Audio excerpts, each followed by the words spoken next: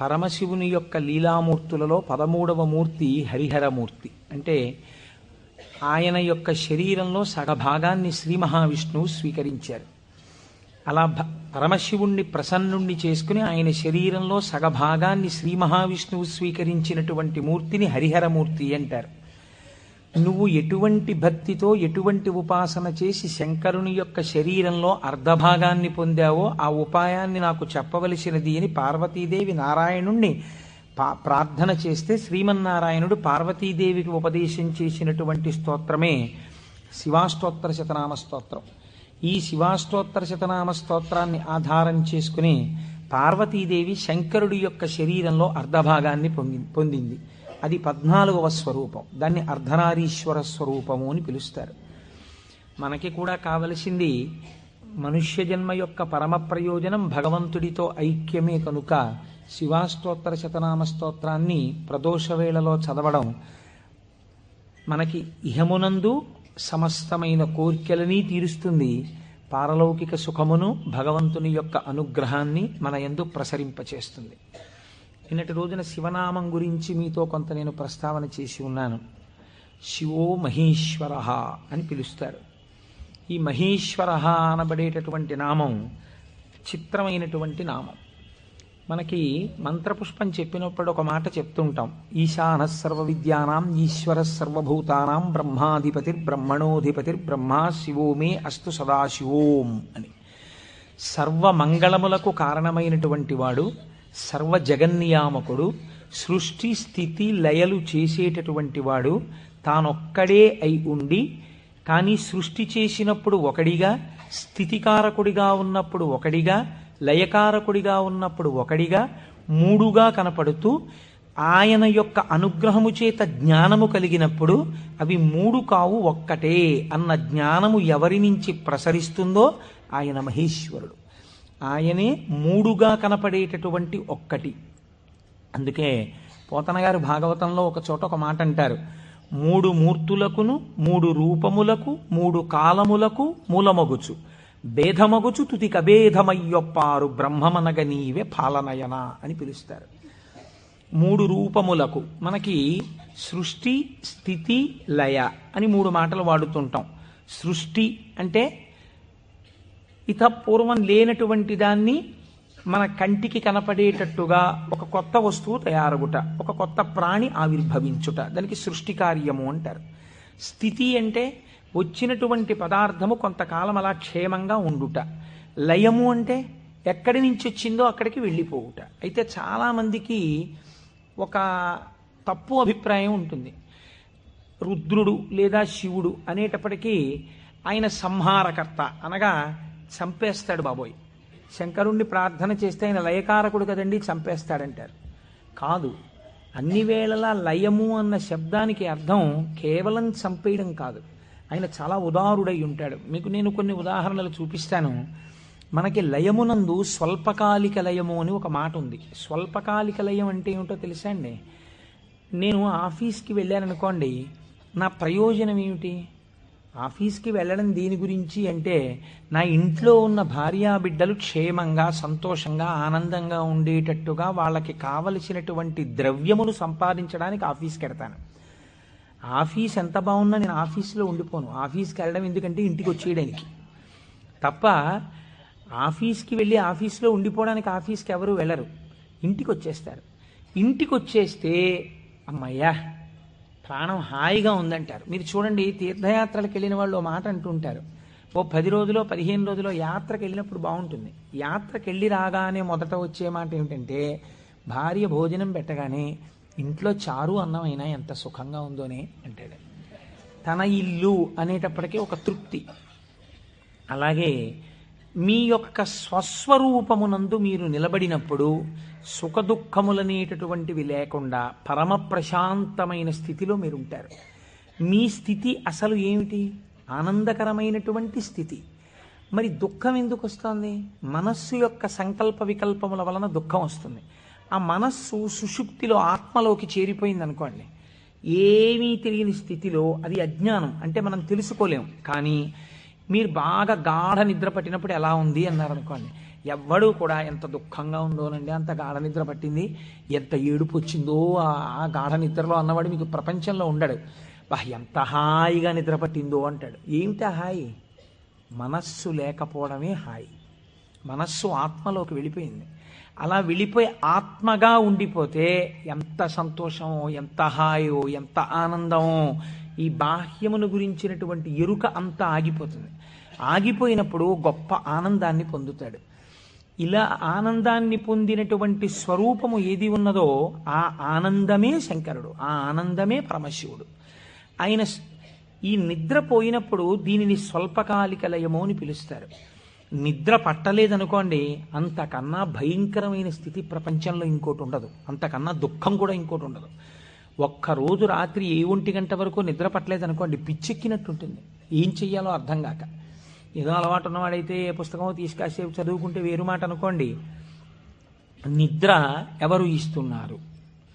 నిద్రని భగవంతుడు మీరు అర్థించకుండా, మీరు ఏ ప్రయత్నమూ చెయ్యకుండా తిరిగి తిరిగి తిరిగి తిరిగి విషయ సుఖాలలో మీరు మగ్నమై ఇంద్రియములన్నీ అలిసిపోయి మనస్సు అలిసిపోతే ఈ శరీరాన్ని తీసుకెళ్ళి ఓ మంచం మీదో, పరుపు మీదో, నేల మీదో, చాప మీదో, బొంత మీదో పడుకోబెట్టేస్తే ఆయన చక్కగా ఇంద్రియాల్లో ఉన్న శక్తిని అంతటినీ తీసి మనస్సులో పెట్టేస్తాడు. కళ్ళల్లో ఉన్న శక్తి వెనక్కి తీసి మనస్సులో పెడతాడు. కళ్ళు తెరిచి ఉంటాయి కానీ చూడడు. ఒక్కొక్కడు కళ్ళు తెరిచి నిద్రపోతాడు, లేకపోతే సగం తెరిచి నిద్రపోతాడు, కానీ ఏం చూడలేడు. ఎందుకంటే శక్తి వెనక్కి వెళ్ళిపోయింది. చెవు దగ్గరికి వెళ్ళి మాట్లాడినా వినపడదు. ఎందుచేత? ఆ చెవికి వినపడే శక్తి మనస్సులోకి వెళ్ళిపోయింది. ఇంద్రియాలలో ఉన్న శక్తి మనస్సులోకి, మనస్సు ఆత్మలోకి వెళ్ళిపోతుంది. ఈ గాఢమైనటువంటి సుషుప్తి అనబడేటటువంటి నిద్రలో ఈశ్వరుడు మనకు ఒక గొప్ప ప్రయోజనాన్ని చేకూరుస్తాడు. దీన్నే స్వల్పకాలిక లయము అంటారు. మనం ఛార్జింగ్ లైట్ని కరెంటుతో ఛార్జ్ చేసినట్టు ఈ మనస్సు ఇంద్రియముల యొక్క శక్తి తీసుకుని ఆత్మలోకి వెళ్ళి కూర్చుంటుంది. కూర్చున్నప్పుడు ఈ ఆత్మ మళ్ళీ మనస్సుకి ఇంద్రియములకు కావలసినటువంటి బలాన్ని ఇస్తుంది. తెల్లవారి నిద్ర లేవగానే మనస్సు మేల్కొంటుంది. మేల్కొనడం అంటే ఆత్మ నుంచి విడివడుతుంది. అసలు యథార్థమునకు సృష్టి, స్థితి, లయ అన్నవి ఎక్కడ దర్శనం చేయాలో తెలుసా అండి? మీరు ఇక్కడే దర్శనం చెయ్యాలి. అది మహేశ్వర స్వరూప దర్శనం అవుతుంది. మీకు ఎలా దర్శనం చెయ్యాలి? మీకు నిద్ర లేవగానే మొట్టమొదటి ఆలోచన అయితే వచ్చిందో దానికి మీరు సాక్షిగా ఉన్నారనుకోండి. తెలివి రాగానే నాకు మొదట ఏం ఆలోచన వచ్చింది అంటే ఆలోచన మనస్సు యొక్క స్వరూపం. అది ఏం ఆలోచించిందని మీరు ఆలోచనని పసిగట్టి వేరుగా ఉండడం మీరు ఆత్మగా ఉండడం. ఆత్మగా ఉండి మీరు మొదటి ఆలోచనని చూశారనుకోండి, దాని ఆలోచనల్ని చూడడం మీకు అలవాటు అవుతుంది. ఇది సృష్టి, చతుర్ముఖ బ్రహ్మ దర్శనం. కాబట్టి బ్రహ్మగారికి పూజ లేదు. ఎందుకనంటే ఆ సంకల్ప దర్శనము చేత మాత్రమే మీరు బ్రహ్మదర్శనం చేసేస్తారు. సృష్టి ప్రారంభమైంది అంటే మీ మనస్సు బయటికి వచ్చింది. ఇప్పుడు మీకేం కావాలి? స్థితి కావాలి. స్థితి అంటే నిర్వహణ శక్తి కావాలి. కొన్ని సంకల్పములను మనస్సు చేస్తుంది, వీటిని విడగొట్టగలిగిన ప్రజ్ఞ కావాలి. అది వ్యగ్రతతో ఇవాళ ఈ పని చెయ్యి అంటుంది, నేను చేయను. నీకేం, నీ సొమ్మేం పోయింది నువ్వు చెప్తావు, కానీ మూట కట్టుకొని అనుభవించవలసిన వాడిని నేను చేయను అని మనస్సుకు ఎదురు తిరిగి చెప్పి, ఈ మాట చెప్పావు చాలా బాగుంది, ఇది చేస్తాను అని మనసు చెప్పినవి కొన్ని అంగీకరించగలగాలి. ఇలా చెయ్యడానికి మీకు సమర్థత కావాలి. ఇది నిర్వహణ సమర్థత. అడ్మినిస్ట్రేటివ్ ఎబిలిటీస్ అంటారు చూసారా?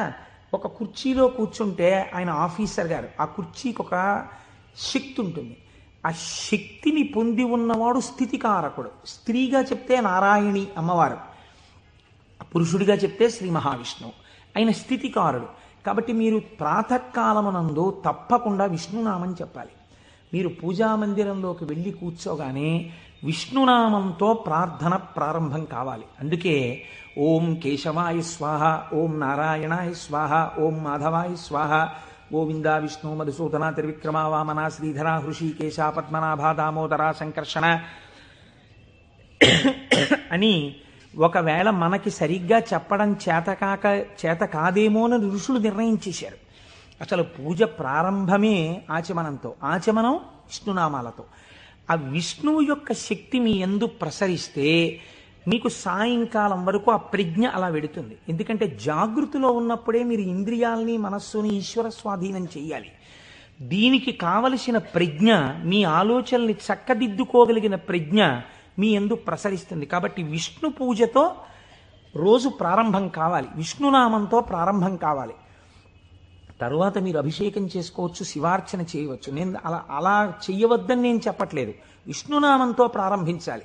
మనకి భగవంతుడు ఒక్కడే, కానీ మనకి ప్రయోజనం చేకూర్చడానికి అన్ని రూపాల్ని పొందాడు. రాత్రి నిద్రపోయే ముందు శాస్త్రం అంది 11 మార్లు. ఇంకా నువ్వు నామం చెప్పేసిన తర్వాత ఇక మాట్లాడకూడదు. 11 మాటలు శివ శివ శివ శివ శివ శివ శివ అని 11 మాటలు అనుకుని విశ్రాంతి స్థానమునకు శరీరమును చేర్చేయాలి. ఇక పడుకున్న తర్వాత ఇక మాట్లాడడం. ఇప్పుడు ఈ శివానుగ్రహం స్వల్పకాలిక లయం.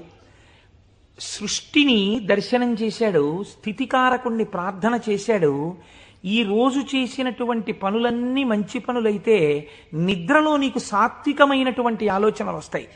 సాత్వికమైన ఆలోచనలతో, చిత్తశాంతితో, భయానకమైన కలలు రాకుండా హాయిగా నిద్రపుచ్చగలిగినటువంటి స్వరూపము స్వల్పకాలిక లయమైనటువంటి పరమశివ స్వరూపము. శివనామం చెప్పి నిద్రపోతే నిద్రా సమాధి స్థితి, అది సమాధి స్థితి అవుతుంది. మళ్ళీ లేచాడు, మళ్ళీ సృష్టికర్త దర్శనం చేస్తాడు. తొలితలంపు ఏది వస్తోందో దాన్ని మీరు ఈశ్వరుడి వైపుకి తిప్పడం అలవాటు చేయాలి మనస్సుకి ప్రయత్నపూర్వకంగా. ఫస్ట్ డిక్టం లోపల నుంచి ఏం రావాలో తెలుసా అండి, అది మీరు అలవాటు చేయాలి. అప్పుడు మీరు ఒక రోజుని, కాలమునందు ఒక రోజు అనబడేటటువంటి విభాగమును మహేశ్వరుడిగా మారుస్తున్నారు మీరు. ఇది మహేశ్వరార్చనము. ఒక రోజు మహేశ్వరుడయింది, మీరు ఆ మహేశ్వరార్చన చేత మీరు మహేశ్వరుడైనారు. ఎలా అంటే మొట్టమొదటి ఆలోచన బయటికి వస్తూనే మనస్సుకి ఒకటి అలవాటు ఉండాలి. ఏమిటో తెలుసా అండి అలవాటు? ఇది చిత్రంగా ఉంటుంది. చిలకకి సహజ స్వభావం ఏమిటి? మీరు ఒక పంజరంలోంచి బయటికి తీస్తే ఎగిరిపోవడం. కానీ కొంతమంది చిలక ప్రశ్న అని జ్యోతిష్యం చెప్పేవాళ్ళు ఉంటారు. వాళ్ళు పంజరంలోంచి తలుపు పైకెత్తి చిలకని బయటికి పిలుస్తారు. చిలక బయటికి వచ్చి ఎగిరిపోదు. ఎగిరిపోకుండా వచ్చి అక్కడ పెట్టిన పుస్తకాల్ని ముక్కు పెట్టి లాగి ఒక పుస్తకాన్ని నుంచి లోపలికి వెళ్ళిపోయి కూర్చుంటుంది. ఆయన తలుపు వేయలేదనుకోండి, అది ఎగరదు, అందులోనే కూర్చుంటుంది. అదేంటి స్వేచ్ఛగా ఎగిరే చిలక ఎగరకుండా ఇలాంటి పనులు చేయడం ఏంటి అంటే ఆయన అలా తర్ఫీదు ఇచ్చాడు దానికి, అందుకని అది అలా ప్రవర్తిస్తుంది. మీరు కూడా మీ మనస్సుకి తర్ఫీదు ఇవ్వడం మీకు రావాలి. నిద్ర లేవగానే అది మొదటి సంకల్పం ఏం చెప్పాలో తెలుసా అండి? ఇప్పుడు నీ ఇంట నీ ఆరాధ్య దైవము, నీ కులదైవం ఎవరున్నారో వారు నువ్వు పడుకున్న వైపు నీ తల ఇటువైపు ఉన్నది. సాధారణంగా నిద్రపోయేటప్పుడు ఎడమ వైపుకి నిద్రపోమ్మని శాస్త్రం.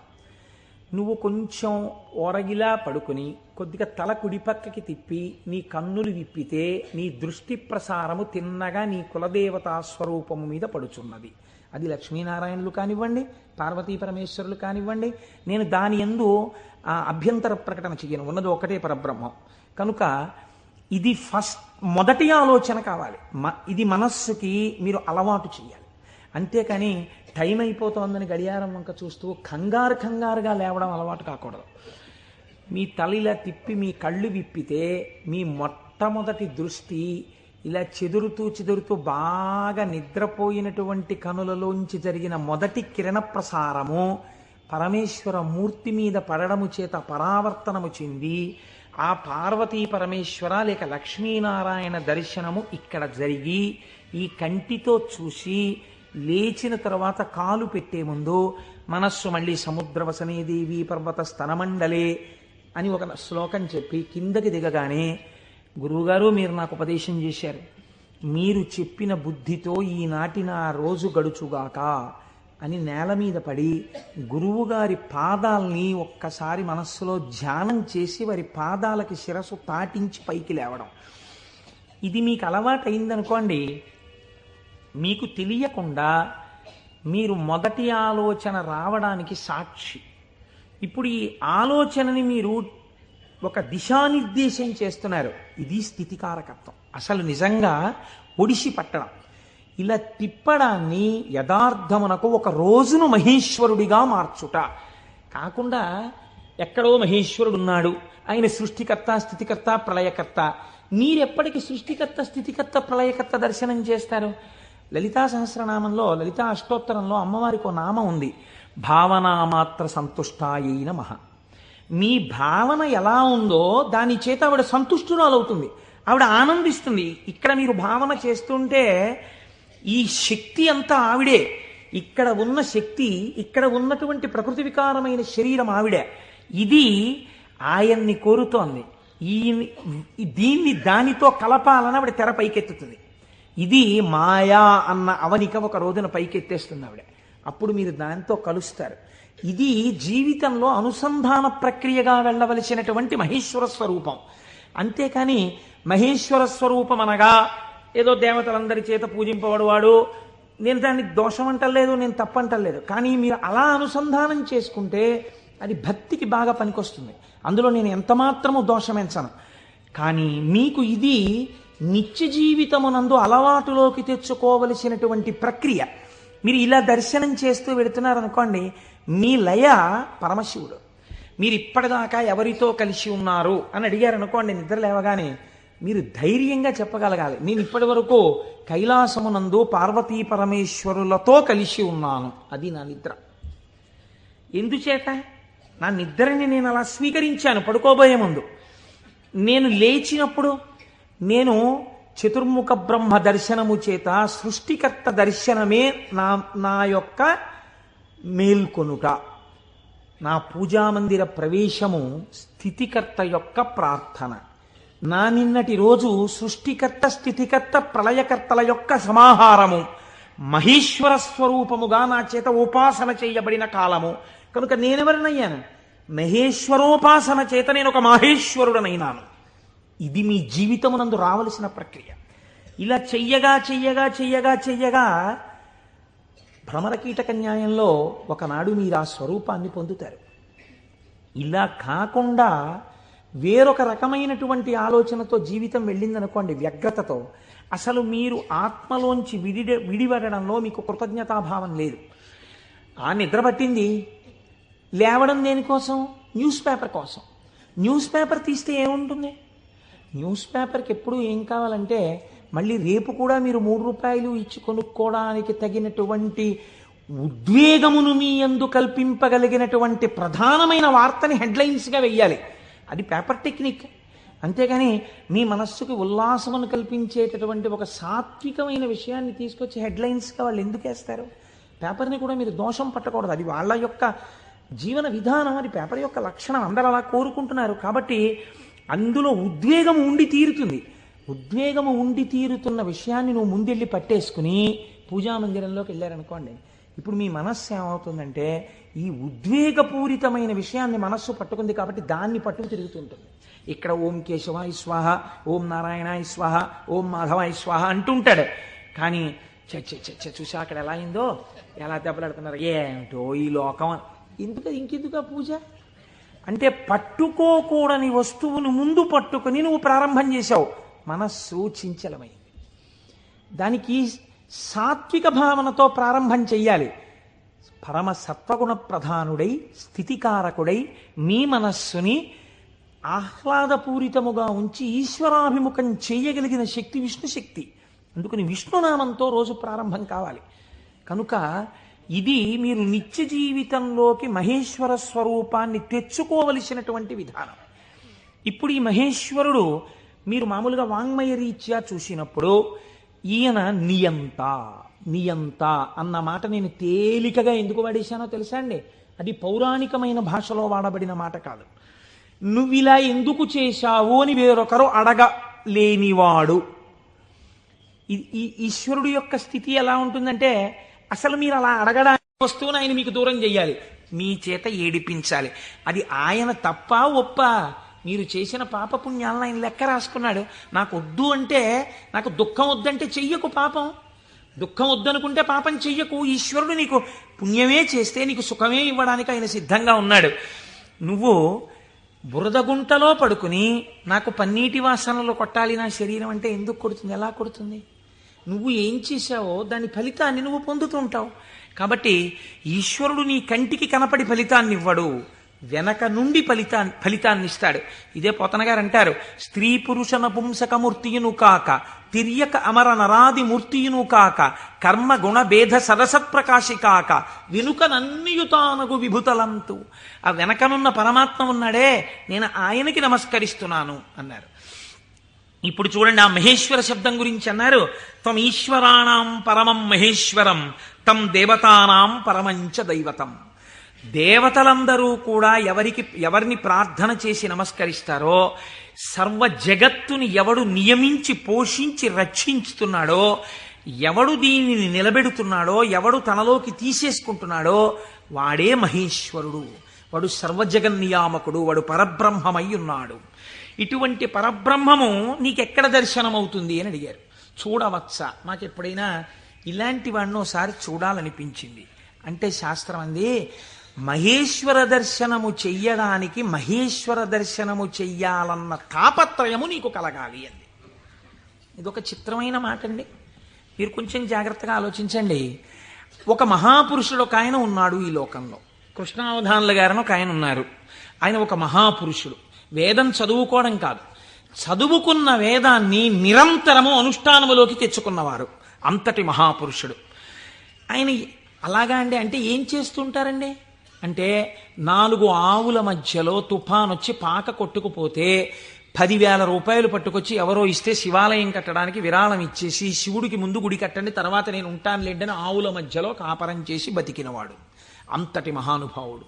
తను నమ్ముకున్న వేదాన్ని నిరంతరము ఆచరణలో పెడతారు. వారు నా గృహప్రవేశానికి వచ్చారు.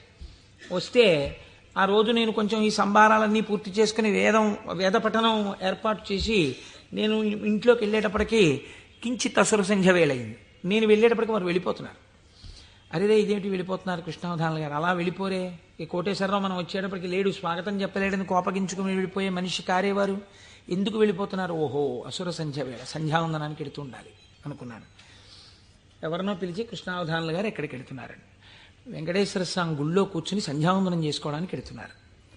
ఆయన సంధ్యావందనం చేయలేదనుకోండి, మీరు నేను అడుగుతామా, అయ్యా మీరు సంధ్యావందనం ఎందుకు చేయలేదండి అని. ఎక్కడ నుంచో కష్టపడి కాకినాడ వచ్చి ఆ వేళకి మాత్రం సభలోంచి లేచి వెళ్ళిపోయి వెంకటేశ్వర స్వామి గుళ్ళో కూర్చుని సంధ్యావందనం చేసుకుని మళ్ళీ తిరిగి వచ్చి సభలో కూర్చున్నారు ఆయన. ఇది తాను చదివినటువంటి వేదాన్ని, తాను తెలుసుకున్న విషయాన్ని ఆచరణలో పెట్టడం, దీనిని శ్రద్ధ అంటుంది శాస్త్రం. నీకు చెప్పడం కాదు, నీకు అనుష్ఠాన పర్యంతమునందున్నదా, దీనికి ఎవడో చూస్తాడని కాదు, ఈశ్వరుడు సర్వసాక్షి చూస్తున్నాడన్న బెరుకు నీకుంటే ఒకడు చూసి మెచ్చుకోవాలని నువ్వు చెయ్యవు, నీ చెయ్యడం నీ విధి అని నువ్వు చేస్తావు. ఇప్పుడు నువ్వు అటువంటి మహాపురుషుడు ఒకడు ఉన్నాడు, నువ్వు తెలుసుకున్నావు. ఇప్పుడు మీ మనస్సు ఏమవుతుంది? ఎప్పుడైనా కృష్ణావధానుల గారిని చూద్దామనిపిస్తుంది కదండి. ఇప్పుడు రేపు సుబ్రహ్మణ్యేశ్వర స్వామి వారికి మనం ఇక్కడ ఉత్సవం చేయబోతున్నాం.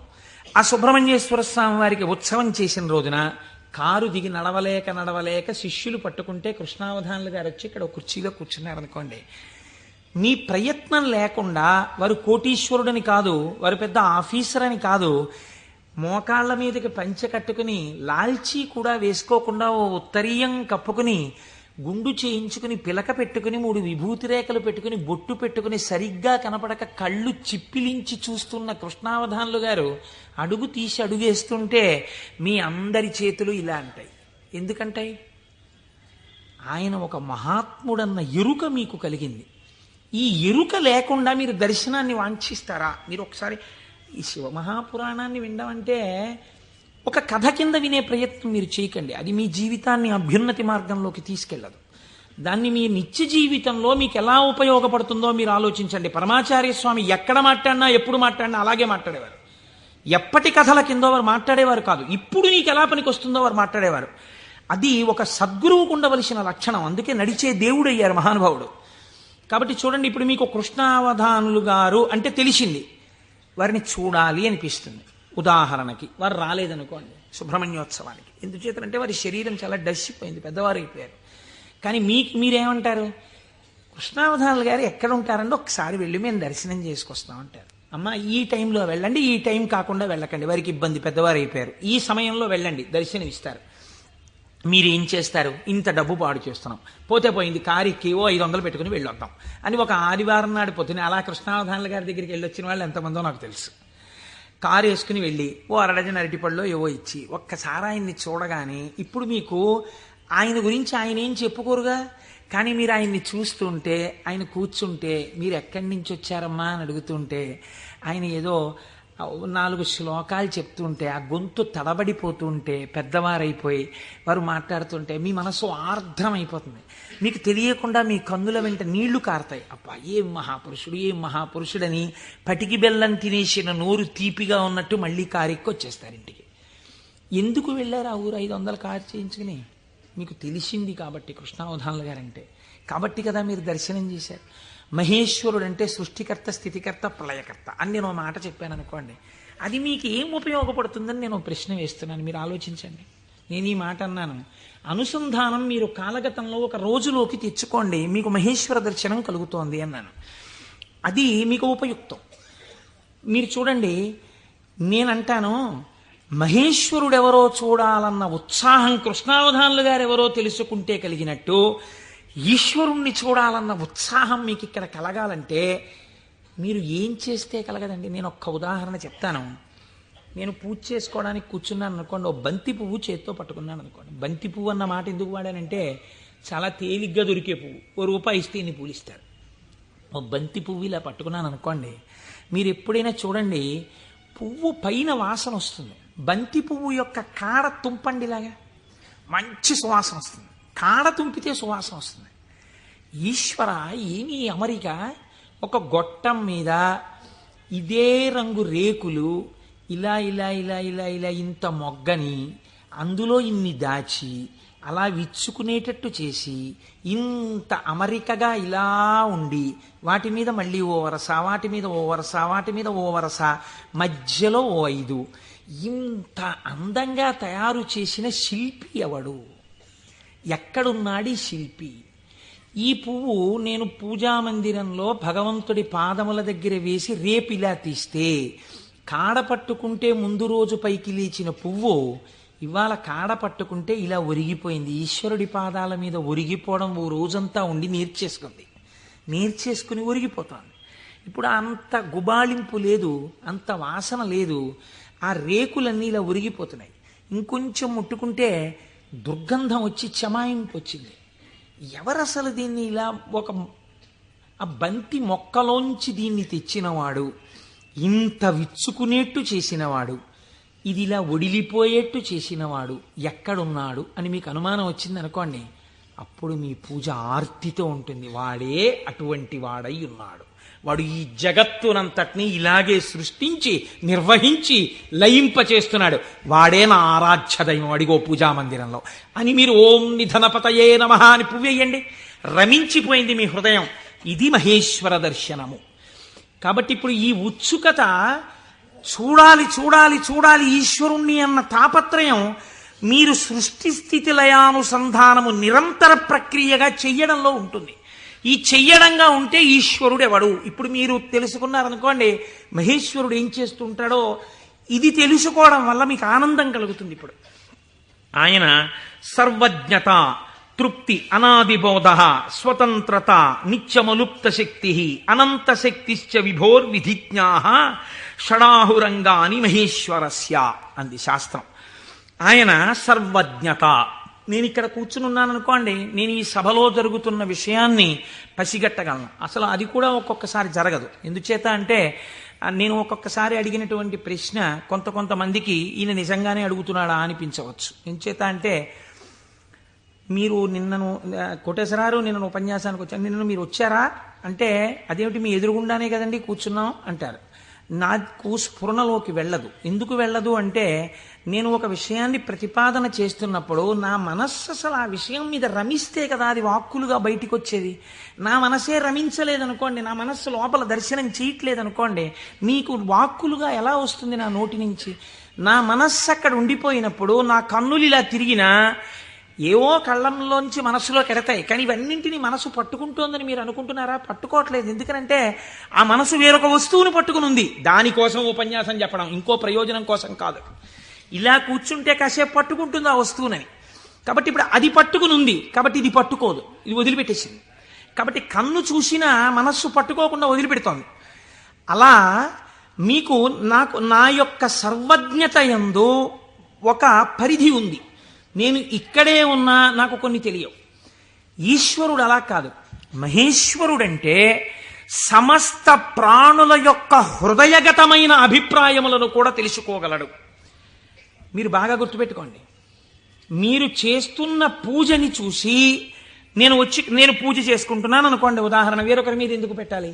నేను పరమ డాంబికంగా ఇన్ని పువ్వులు పెట్టుకుని ఓం నిధనపతయే నమః, ఓం నిధనపతాంతికాయ నమః, ఓం ఊర్ధ్వాయ నమః, ఓం ఊర్ధ్వలింగాయ నమః అన్న పూజామందిరంలో కూర్చుని పుష్పార్చన చేస్తున్నాను అనుకోండి. మీరు కోటేశ్వరరావు గారు ఉన్నారా అండి అని హాల్లోకి వచ్చి కూర్చున్నారనుకోండి. ఆహాహా, ఏం పూజ చేస్తున్నాడండి కోటేశ్వరరావు, నిజంగా ఏమి ఉచ్చారణ, ఏమి నామాలు చెప్తున్నాడు అని మీరు ఇక్కడ గబగబా సోఫాలో కూర్చున్న వారి కింద కూర్చుని కళ్ళు మూసేసుకుని, ఇప్పుడు ఆయన ఇలా పువ్వులు వేస్తుంటారు, ఇలా నామం చెప్తుంటారని మీకు ఆ నామాలు రాకపోయినా మనస్సులో ఇలా ఇలా మీ చెయ్యి అంటూ మీరు పువ్వులు వేసేస్తూ మీరు కూర్చున్నారు. అక్కడ పూజ చేస్తున్న నేను నామాలు నోటితో చెప్తున్నాను, కానీ నా మనస్సు రేపు ఉదయం నేను పెళ్లికి వెళ్ళాలి, ఈ పెళ్లికి వెళ్ళినప్పుడు మనం 10ంటికి ఆఫీస్కి వెళ్ళిపోగలమా, లేకపోతే 1 గంట పర్మిషన్ పెట్టి 11 గంటలకు వెళ్ళిపోగలమా, ఒకవేళ వాళ్ళు భోజనానికి ఉండిపోమ్మంటే దీన్ని వంట చేయమని చెప్పడమా, అక్కర్లేదులే భోజనానికి ఎడదామందామా, భోజనానికి ఎడదామంటే ఇది మీరు వచ్చి నన్ను తీసుకెడతారా ఆఫీస్కి అయితే అంటుందేమో. ఇప్పుడు ఎక్కడున్నాను నేను వాళ్ళ ఇంట్లో పెట్టే భోజనం దగ్గర ఉన్నాను. పైకి ఏం చేస్తున్నాను? ఓం నిధనపతయే నమః, ఓం నిధనపతాంతికాయ నమః. నా పూజ వింటున్నవాడు, హాల్లో కూర్చున్నవాడు ఏం చేస్తున్నాడు? ఆయన కోటేశ్వరారు ఎంత బాగా పూజ చేసుకుంటున్నారో అని తను వచ్చిన పని మర్చిపోయి తను రమించిపోయి ఇక్కడ ఈశ్వరుణ్ణి చూస్తూ ఆయన పాదాల మీద బొడ్డు మల్లెలు వేసేస్తున్నాడు. ఇప్పుడు పూజ చేసిన ఫలితం ఈశ్వరుడు ఎవరికి వేస్తాడో తెలుసా అండి? హాల్లో కూర్చుని ఆయనకి వేస్తాడు. కోటేశ్వరరావుకి ఏం వేస్తాడో తెలుసా అండి? ఆయన పూజ చేసుకునేటట్టుగా గట్టిగా నామాలు చెప్పిన ఫలితం వేస్తాడు.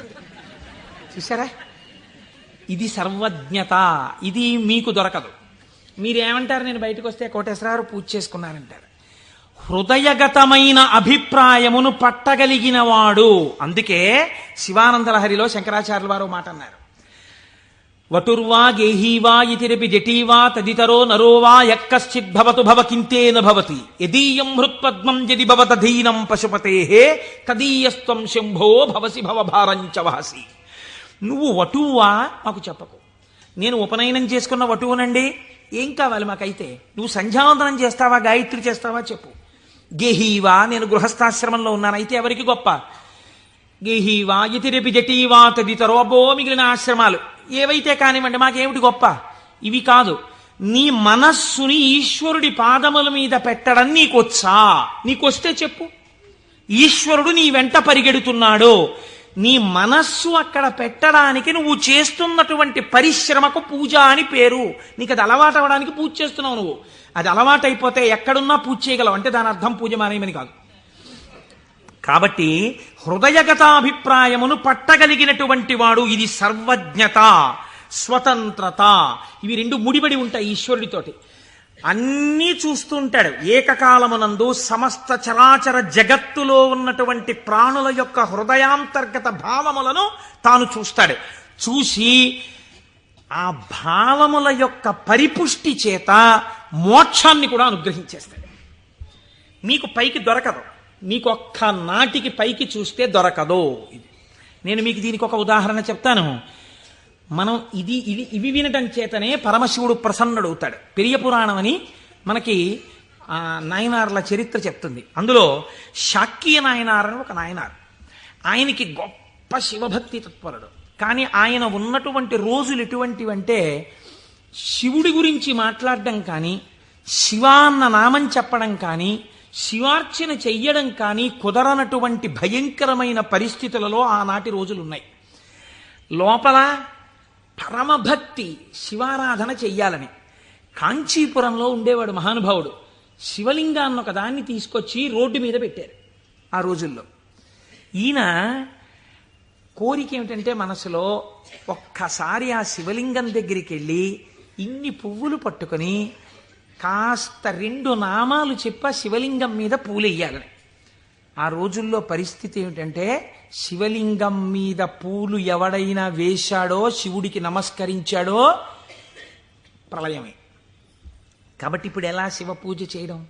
ఆయన ఏమించుకున్నాడంటే మార్గం, శివార్చన చేయని వాడిలా పైకి కనపడాలి, లోపల శివార్చన చేస్తున్న కోరికకి తీరాలి. అందుకని ఆయన అటుగా వెడుతూ రోజు అన్నం తినే ముందు కళ్ళంబట నీళ్లు పెట్టుకుని, శివ నీ పూజ చెయ్యకుండా ఎలా తిననయ్యా అన్నమని ఆ రోడ్డు మీద ఉన్న శివలింగం దగ్గరికి వెళ్ళి, శివుడివా నువ్వు శివుడివా అనో రాయి తీయడం.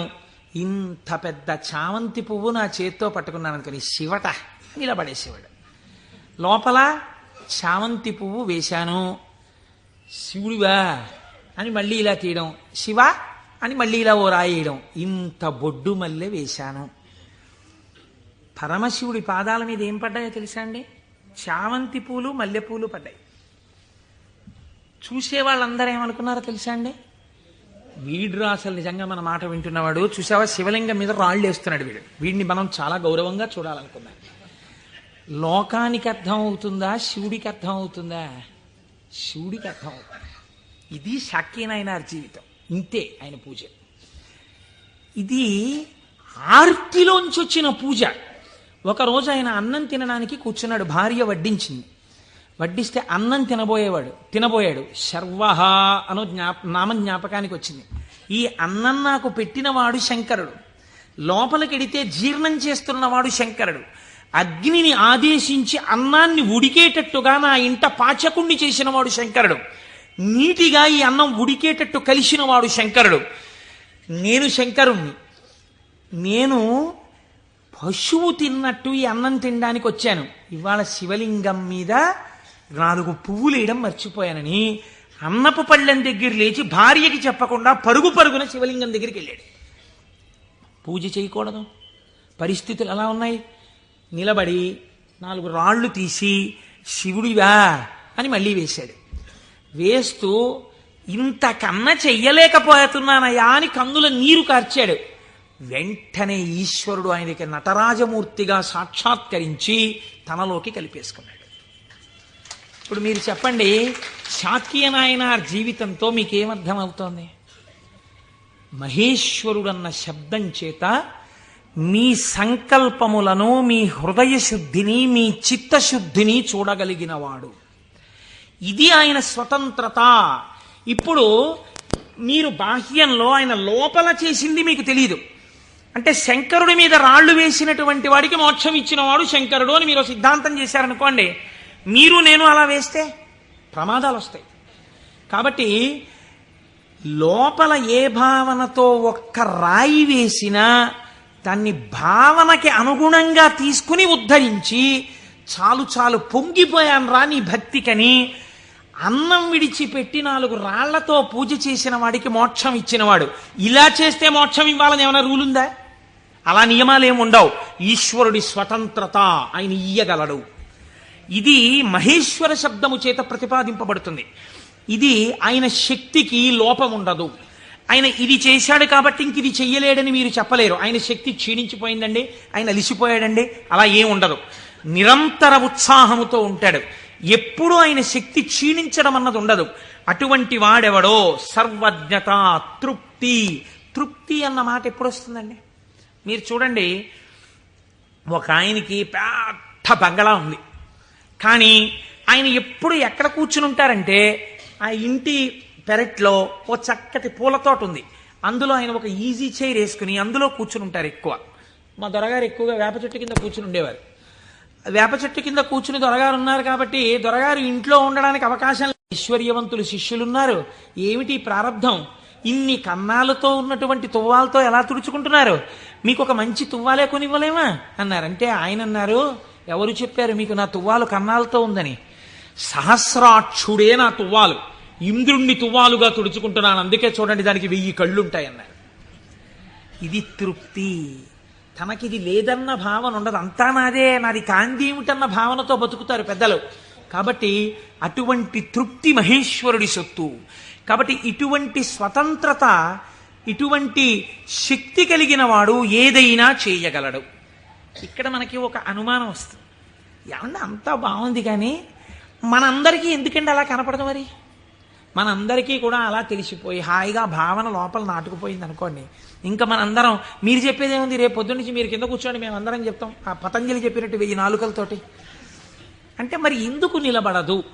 ఇది మీరు చాలా జాగ్రత్తగా కనిపెట్టవలసినటువంటి రహస్యం శాస్త్రంలో. మాయినంతు మహేశ్వరం, ఆయన మాయ ఆయనని చూడకుండా మిమ్మల్ని అడ్డగిస్తుంది. ఆ మాయ ఆయన అనుగ్రహం చేతనే తొలగుతుంది. మాయ అంటే ఉన్నదా లేనిదా? ఉన్నట్టు కనపడి లేనిది. అది చిత్రం. అది ఎవరిది? ఈశ్వరుడిదే. ఈశ్వరుడిదే అయిన మాయ ఈశ్వరుణ్ణి కనపడకుండా చేస్తుంది. ఏమిటండి మేము మాటలు అయోమయంగా ఉన్నాయి? నేను మీకు ఉదాహరణ చెప్తాను. మేఘం ఎవరి వలన వచ్చింది? సూర్యుడి వలనే వచ్చింది. సూర్యుడు సముద్రములో ఉన్నటువంటి నీటిని లాగాడు. నీటిని లాగితే నీటి ఆవిరిగా వచ్చి మేఘం ఏర్పడింది. ఈ మేఘం సూర్యుడికి అడ్డొచ్చింది.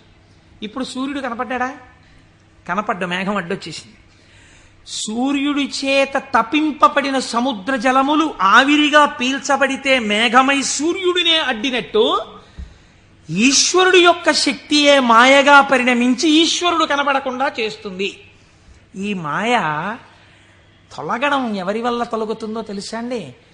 ఈశ్వర వాక్కు వలన, ఈశ్వర స్వరూపులైన గురువాక్యముల వలన. నిరంతర గురువాక్య శ్రవణమే మాయ తొలగుటకు సాధనము. అందుకే గురువు లేని విద్య గుడ్డి విద్య. ఆ గురువు అనుగ్రహం ఉంటే తప్ప మాయ తొలగదు. ఈ మాయ చిత్రంగా ఉంటుంది. ఎంత చిత్రంగా! మాయ యొక్క స్వభావమేమి మీకు తేలిక మాటల్లో చెప్పాలంటే, ఇప్పుడు నేను దాని గురించి పెద్ద చర్చ చెయ్యకుండా చెప్పాలి అంటే, మాయ వలన వచ్చేటటువంటి ఉత్తర లక్షణము కామక్రోధములు. ఎందుచేత? వెంటనే ఈశ్వరుడితో ఉన్నటువంటి పట్టు విడిచిపెట్టేసుకుని తన యందు పెట్టేసుకుంటాడు. పెట్టేసుకుని ఈశ్వర దర్శనమాగి ఇదంతా నా ప్రజ్ఞ అంటాడు. అనగానే మాయ ఏర్పడిపోయిందనమాట. అంతే. ఏర్పడి కామక్రోధములతో కొట్టుమిట్టాడుతుంటాడు. మీరు ఒక్క విషయం, నేనిప్పుడు ఒక విషయాన్ని చెప్పబోయే ముందు నేనిప్పుడు శివమహాపురాణంలోంచి ఒక ఆఖ్యానాన్ని అనుసంధానం చేయబోతున్నాను. ఇది చెప్పబోయే ముందు నేను ఒక విషయం చెప్పకుండా మొదలు పెడితే ఒక ప్రమాదం ఏర్పడేటటువంటి అవకాశం ఉంది. ఒక 95 సంవత్సరాల వృద్ధుడు అలా వెళ్ళిపోతూ ఉపన్యాసం అయిపోయిన తర్వాత ఒక ఆటో కింద పడబోయారనుకోండి. చూసిన వాళ్ళు, అయ్యయ్యో తాతగారు అదేంటండి అలా ఆటో కనపడలేదా మీకు అంత లైట్ వేస్తే? అంటే బాబు కళ్ళు డాజిల్ అయిపోయాయా, కనపడలేదు, పడిపోయాను అన్నారు అనుకోండి. మీరు ఏంటంటారు? గబగబా ఎత్తి తీసుకొచ్చి పక్కన కూర్చోబెట్టి, తాతగారు ఏమైనా దెబ్బలు తగిలాయా అండి అని ఆటో పిలిచి మాట్లాడి వారిని వారి ఇంటికి పంపిస్తారు. నాలాంటి ఒక దుఃఖపోతూ ఇలా ఇలా అడ్డుపెట్టి ఆటో కింద పడ్డాడు అనుకోండి, మీరేమంటారు? ఏమయ్యా ఆ మాత్రం చూసుకోలేవా ఏంటి, అలా వెళ్ళిపోయి పడిపోయేంటి అంటారు కదా. ఒక అజ్ఞాని పడిపోయాడు అనుకోండి, అది పెద్ద విశేషంగా మీరు చెప్పక్కర్లా. ఎంతటి మహాత్ములు కూడా మాయకి ఎలా పడిపోతూ ఉంటారో మీరు తెలుసుకున్నారనుకోండి, దానికి ఎంత శ్రద్ధ అవసరమో మీకు అర్థమవుతుంది. కాబట్టి అలాంటివి చెప్పేటప్పుడు ఏ కోటేశ్వరరావు లాంటి వాడో కామమునకు వశుడైనాడు, క్రోధమునకు వశుడైనాడు అని చెప్తే అది పెద్ద విశేషం ఏంటంటే వాడు మా లాంటి వాడే అంటారు. కాదు, ఒక మహాపురుషుడు అలా వశుడైనాడు అనుకోండి. అందుకే వాళ్ళు మహాత్ములు ఎవరు తమ జీవితంలో సంఘటనలు దాచరు, రాసేస్తారు. మహాత్మా గాంధీ గారు జీవితంలో ఆటోబయోగ్రఫీ రాసుకున్నప్పుడు చెప్పుకున్నారు, చంద్రశేఖర పరమాచార్య స్వామి 73వ ఏట ఇప్పటికీ నన్ను ఆశ అప్పుడప్పుడు పట్టుకునే ప్రయత్నం చేస్తూ ఉంటుందని చెప్పుకున్నారు. మహాత్ములు దాచరు. కనుక చూడండి, శివమహాపురాణం మీకు ఈ జ్ఞానాన్ని ఉపదేశించడానికి ఒక అద్భుతమైన ఘట్టాన్ని తీసుకొచ్చి బోధ చేసేటటువంటి ప్రయత్నాన్ని ప్రారంభం చేస్తోంది. ఒకానొక సమయంలో నారద మహర్షి హిమవత్ పర్వతము యొక్క క్రింది భాగమునందు గంగానది ప్రవహించేటటువంటి ప్రాంతంలో పరమశివుడు ఎక్కడ కూర్చుని తపస్సు చేశాడో అటువంటి గుహలో కూర్చుని పరబ్రహ్మమును గూర్చి తపస్సు చేశాడు. తపస్సు చేస్తున్నప్పుడు ఇంద్రుడు మన్మధుణ్ణి పిలిచి ఒక మాట చెప్పాడు. తపస్సు చేస్తున్నాడా? తపస్సు అంటే భగవంతుని యందు మనస్సు లగ్నమై ఉండాలి. అది చంచలమవుతుందా లేదా పరీక్ష చేస్తుంటారు. కనుక నువ్వు వెళ్ళి వికారములను ఇంద్రియములకు చూపించి వశుడవుతాడేమో చూడమన్నారు. అంటూ ఇంద్రుడు అన్నాడు, హిమశైల గుహాయాం హి మునిస్తపతి నారద మనసోద్దిశ్య విశ్వేశం మహాసంయమవాన్ దృఢ. అడుగోనయా, మహాసంయమవాన్ సంయమి అయినటువంటి నారద మహర్షి తపస్సు చేస్తున్నాడు. మన్మథా, నువ్వు అక్కడికెళ్ళి ప్రలోభ పెట్టి ఆయన తపస్సు భగ్నమయ్యేటట్టుగా చూడు. అగ్నియందు తప్తమైతే కదండి బంగారానికి కాంతి. పరిస్థితులను తట్టుకుని నిలబడినప్పుడు కదండి వాడు బ్రహ్మర్షి అవడం. కాబట్టి ఆ తపస్సుకి విఘ్నం పెట్టడం, ఆ తపస్సు సిద్ధించడానికి బాగా పుటం పెట్టడమే నా దృష్టిలో. ఇప్పుడు మన్మధుడు వెళ్ళాడు, ఏదో ప్రయత్నం చేశాడు, ఆయన ఏం లొంగలేదు. నారద మహర్షి యొక్క తపస్సు సఫలీకృతమైంది. ఆ తపస్సు పూర్తి చేసి ఆయన బయటికి వచ్చారు. చిత్రం చూడండి, ఇంతసేపు అన్నిటినీ విడిచిపెట్టి ఒక గుహలో కూర్చొని పరబ్రహ్మానుసంధానం చేసి గొప్ప తపస్సు చేసినటువంటి నారద మహర్షి ఎక్కడికి వెళ్ళారు? ఎవరి గురించి తపస్సు చేశారో వారిని సాకారముగా చూడ్డానికి కైలాస పర్వతానికి వెళ్ళారు. వెళ్ళి ఏమని చెప్పాలి? ఈశ్వర, మీ అనుగ్రహం నా చేత తపింపచేసి తపస్సునందు నాకు సాక్షాత్కరించి నాకు జ్ఞానభిక్ష పెట్టారని చెప్పాలి. కానీ ఆయన వెళ్ళి అన్నాడు, ఇది మాయ కమ్మడం అంటే ఎంత గమ్మత్తుగా ఉంటుందో చూడండి. ఈశ్వర, హిమవత్ పర్వత ప్రాంతంలో ఉన్నటువంటి గుహలో కూర్చుని నేను తపస్సు చేశాను. మన్మధుడు వచ్చి నా మీద బాణాలు వేసే ప్రయత్నం చేశాడు. కానీ నేను ఆ మన్మథ బాణములను లెక్క పెట్టలేదు. కామమును జయించాను అంటే ఈశ్వరుడు చేసిన పని నేను చేశానని చెప్పుకోవడం సోత్కర్ష. కాబట్టి నేను కామమును జయించాను, జయించి నేను తపస్సు యందు సిద్ధిని పొందాను అన్నాడు. అంటే శంకరుడు నవ్వాడు. ఇక్కడ మీరు శివుడు చెప్పిన మాటని చాలా గట్టిగా పట్టుకోవాలి. ఆయన అన్నాడు, బాగుందయ్యా, చాలా చక్కటి మాట చెప్పావు, చాలా సంతోషం. కాముణ్ణి జయించావా? మాటలా కాముణ్ణి జయించడం అంటే జయించిన వాడికి తెలుస్తుంది, అందుకు కదా నాకు వచ్చి చెప్పావు. నేను సంతోషించాను. కానీ నారదా, నీకొక్కటి చెప్తాను, గుర్తుపెట్టుకో. అయిననొక మాట చెప్పెదా, మానసమున నుంపు దీని మరువకుమెప్పుడున్ మౌనీంద్ర వైకుంఠునితో నుడువకు నీ తపంబు తోరపు సిద్ధిన్. నాకు చెప్పావు కదా నేను కాముణ్ణి గెలిచానని. నీకు అలవాటు కదా, వైకుంఠానికి కూడా వెళ్ళి నారాయణ దర్శనం చేస్తావు. ఉన్నది ఒక్కటే పరబ్రహ్మమైన అన్ని రూపాలుగా చూడడంలో నీకు ఆనందం. అక్కడ మాత్రం ఇలా చెప్పకే, నా దగ్గర చెప్తే చెప్పావు అన్నాడు. ఏదో ఇలాగే చెప్తాడు ఈ పెద్ద ఆయన, ఏడు పెద్ద పట్టించుకునేది అనుకున్నాడు. గురువుల మాట తిరస్కరించడం అంటే ఇదే. అనుష్ఠానములోకి రాని విద్య, అది శ్రవణమునకు పనికొస్తుంది అంతే. సినిమా కథలా ఎందుకది? అనుష్ఠానంలో పెట్టినప్పుడు ఎందుకు ఇంకా వేదాంత విద్య? ఇప్పుడు ఆయన బయలుదేరి ఎవరి దగ్గరికి వెళ్ళాడు? ఈయన దగ్గర నుంచి ఆయన దగ్గరికి వెళ్ళేటప్పుడు మధ్యలో తండ్రి గారు సృష్టికర్త దగ్గరికి వెళ్ళాడు. ఎవరు అసలు కాముణ్ణి గెలిచాడో ఆయన దగ్గరికి వెళ్ళి నీతో నేను ఈక్వల్ స్టేటస్ పొందానని చెప్పడం సంతోషం. అందులో ముందు శివుడి దగ్గరికి వెళ్ళాడు, తర్వాత నాన్నగారికి చెప్దాను లేని తండ్రి గారి దగ్గరికి వెళ్ళాడు. ఈ మాట నువ్వు శ్రీమన్నారాయణుడికి చెప్పకేం వైకుంఠంలో అన్నదాన్ని అసలు లక్ష్యమే పెట్టలేదు. అందుకని బ్రహ్మగారి దగ్గరికి వెళ్ళి ఈ మాట అడగలేదు. ఎందుకండి శివుడు ఇలా అన్నాడు అని అడగలేదు. అడగకుండా వెళ్ళి మళ్ళీ ఇదే చెప్పాడు బ్రహ్మగారి దగ్గర. నాన్నగారు నేను తపస్సు చేశానండి, మన్మధుడు వచ్చి బాణాలు వేశాడండి, అయినా నేను చెల్లించలేదండి, కాముణ్ణి గెలిచాను, తపస్సు యందు సిద్ధిని పొందాను అన్నాడు. అంటే బ్రహ్మగారు అన్నాడు, ఊరే నాన్న అలా అనకూడదురా, నేను నీకో మాట చెప్తాను విను. మున్నట శంకరుండు తపముల్ ఒనరించుచున్న మన్మధుండన్నిటలాక్షు గెల్వచని అంతము చెందే తదీయదేవి ఆ పన్నగ భూషణం కొలిచి భర్తననుంగునిగాగనుందే ఆ పుణ్యపు భూమి శాంకర విభూతి జయించితి నీవు కాముని. నువ్వు ఎక్కడ కూర్చుని తపస్సు చేశావో అక్కడ ఇతపూర్వం పరమశివుడు కూర్చుని తపస్సు చేశాడు. అక్కడికి మన్మధుడు వస్తే ఆయన తన మూడవ కంటి మంట చేత మన్మధుణ్ణి కాల్చేశాడు. మన్మధుడు బూడిదైపోయాడు. రతీదేవి ప్రార్థిస్తే వేరొక రూపంతో నీ భర్త నీకు కనపడతాడని వరం ఇచ్చాడు. ఆ ప్రాంతంలో మన్మథ బాణములు పనిచెయ్యకపోవడానికి కారణం ఇతపూర్వం శంకరుడు తపస్సు చేయడం. అక్కడికెళ్ళి కూర్చుని నువ్వు తపస్సు చేసి నేను గెలిచానంటావేమిటి? అలా చెప్పకూడదు, తప్పది. అందుకని నేను కాముణ్ణి గెలిచాననుకో, నువ్వు కాముణ్ణి గెలవడానికి కారణము ఇతపూర్వము ఈశ్వరుడు అక్కడ తపించుట. అది శివప్రజ్ఞ, నీ ప్రజ్ఞ కాదు, నువ్వు అలా అనకు అన్నాడు.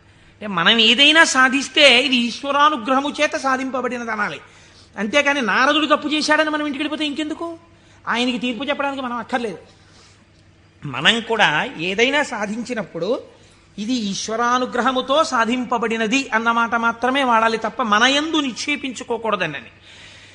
బ్రహ్మగారు ఈ మాట చెప్తే ఏమిటో నాన్నగారు కూడా ఇలాంటి మాటలన్నీ చెప్తారు. శంకరుడు తపస్సు చేస్తే మాత్రం నా మీద బాణాలు ఇస్తే నేను తట్టుకున్నానా లేదా? ఆయన చెప్పద్దని చెప్పాడు, విష్ణుమూర్తికి చెప్పకి ఈ మాట అన్నాడు. ఎందుకని మీరు బాగా గుర్తించాలి. శాంభవీ మాయ, వైష్ణవ మాయ అని 2 మాటలు వాడతారు.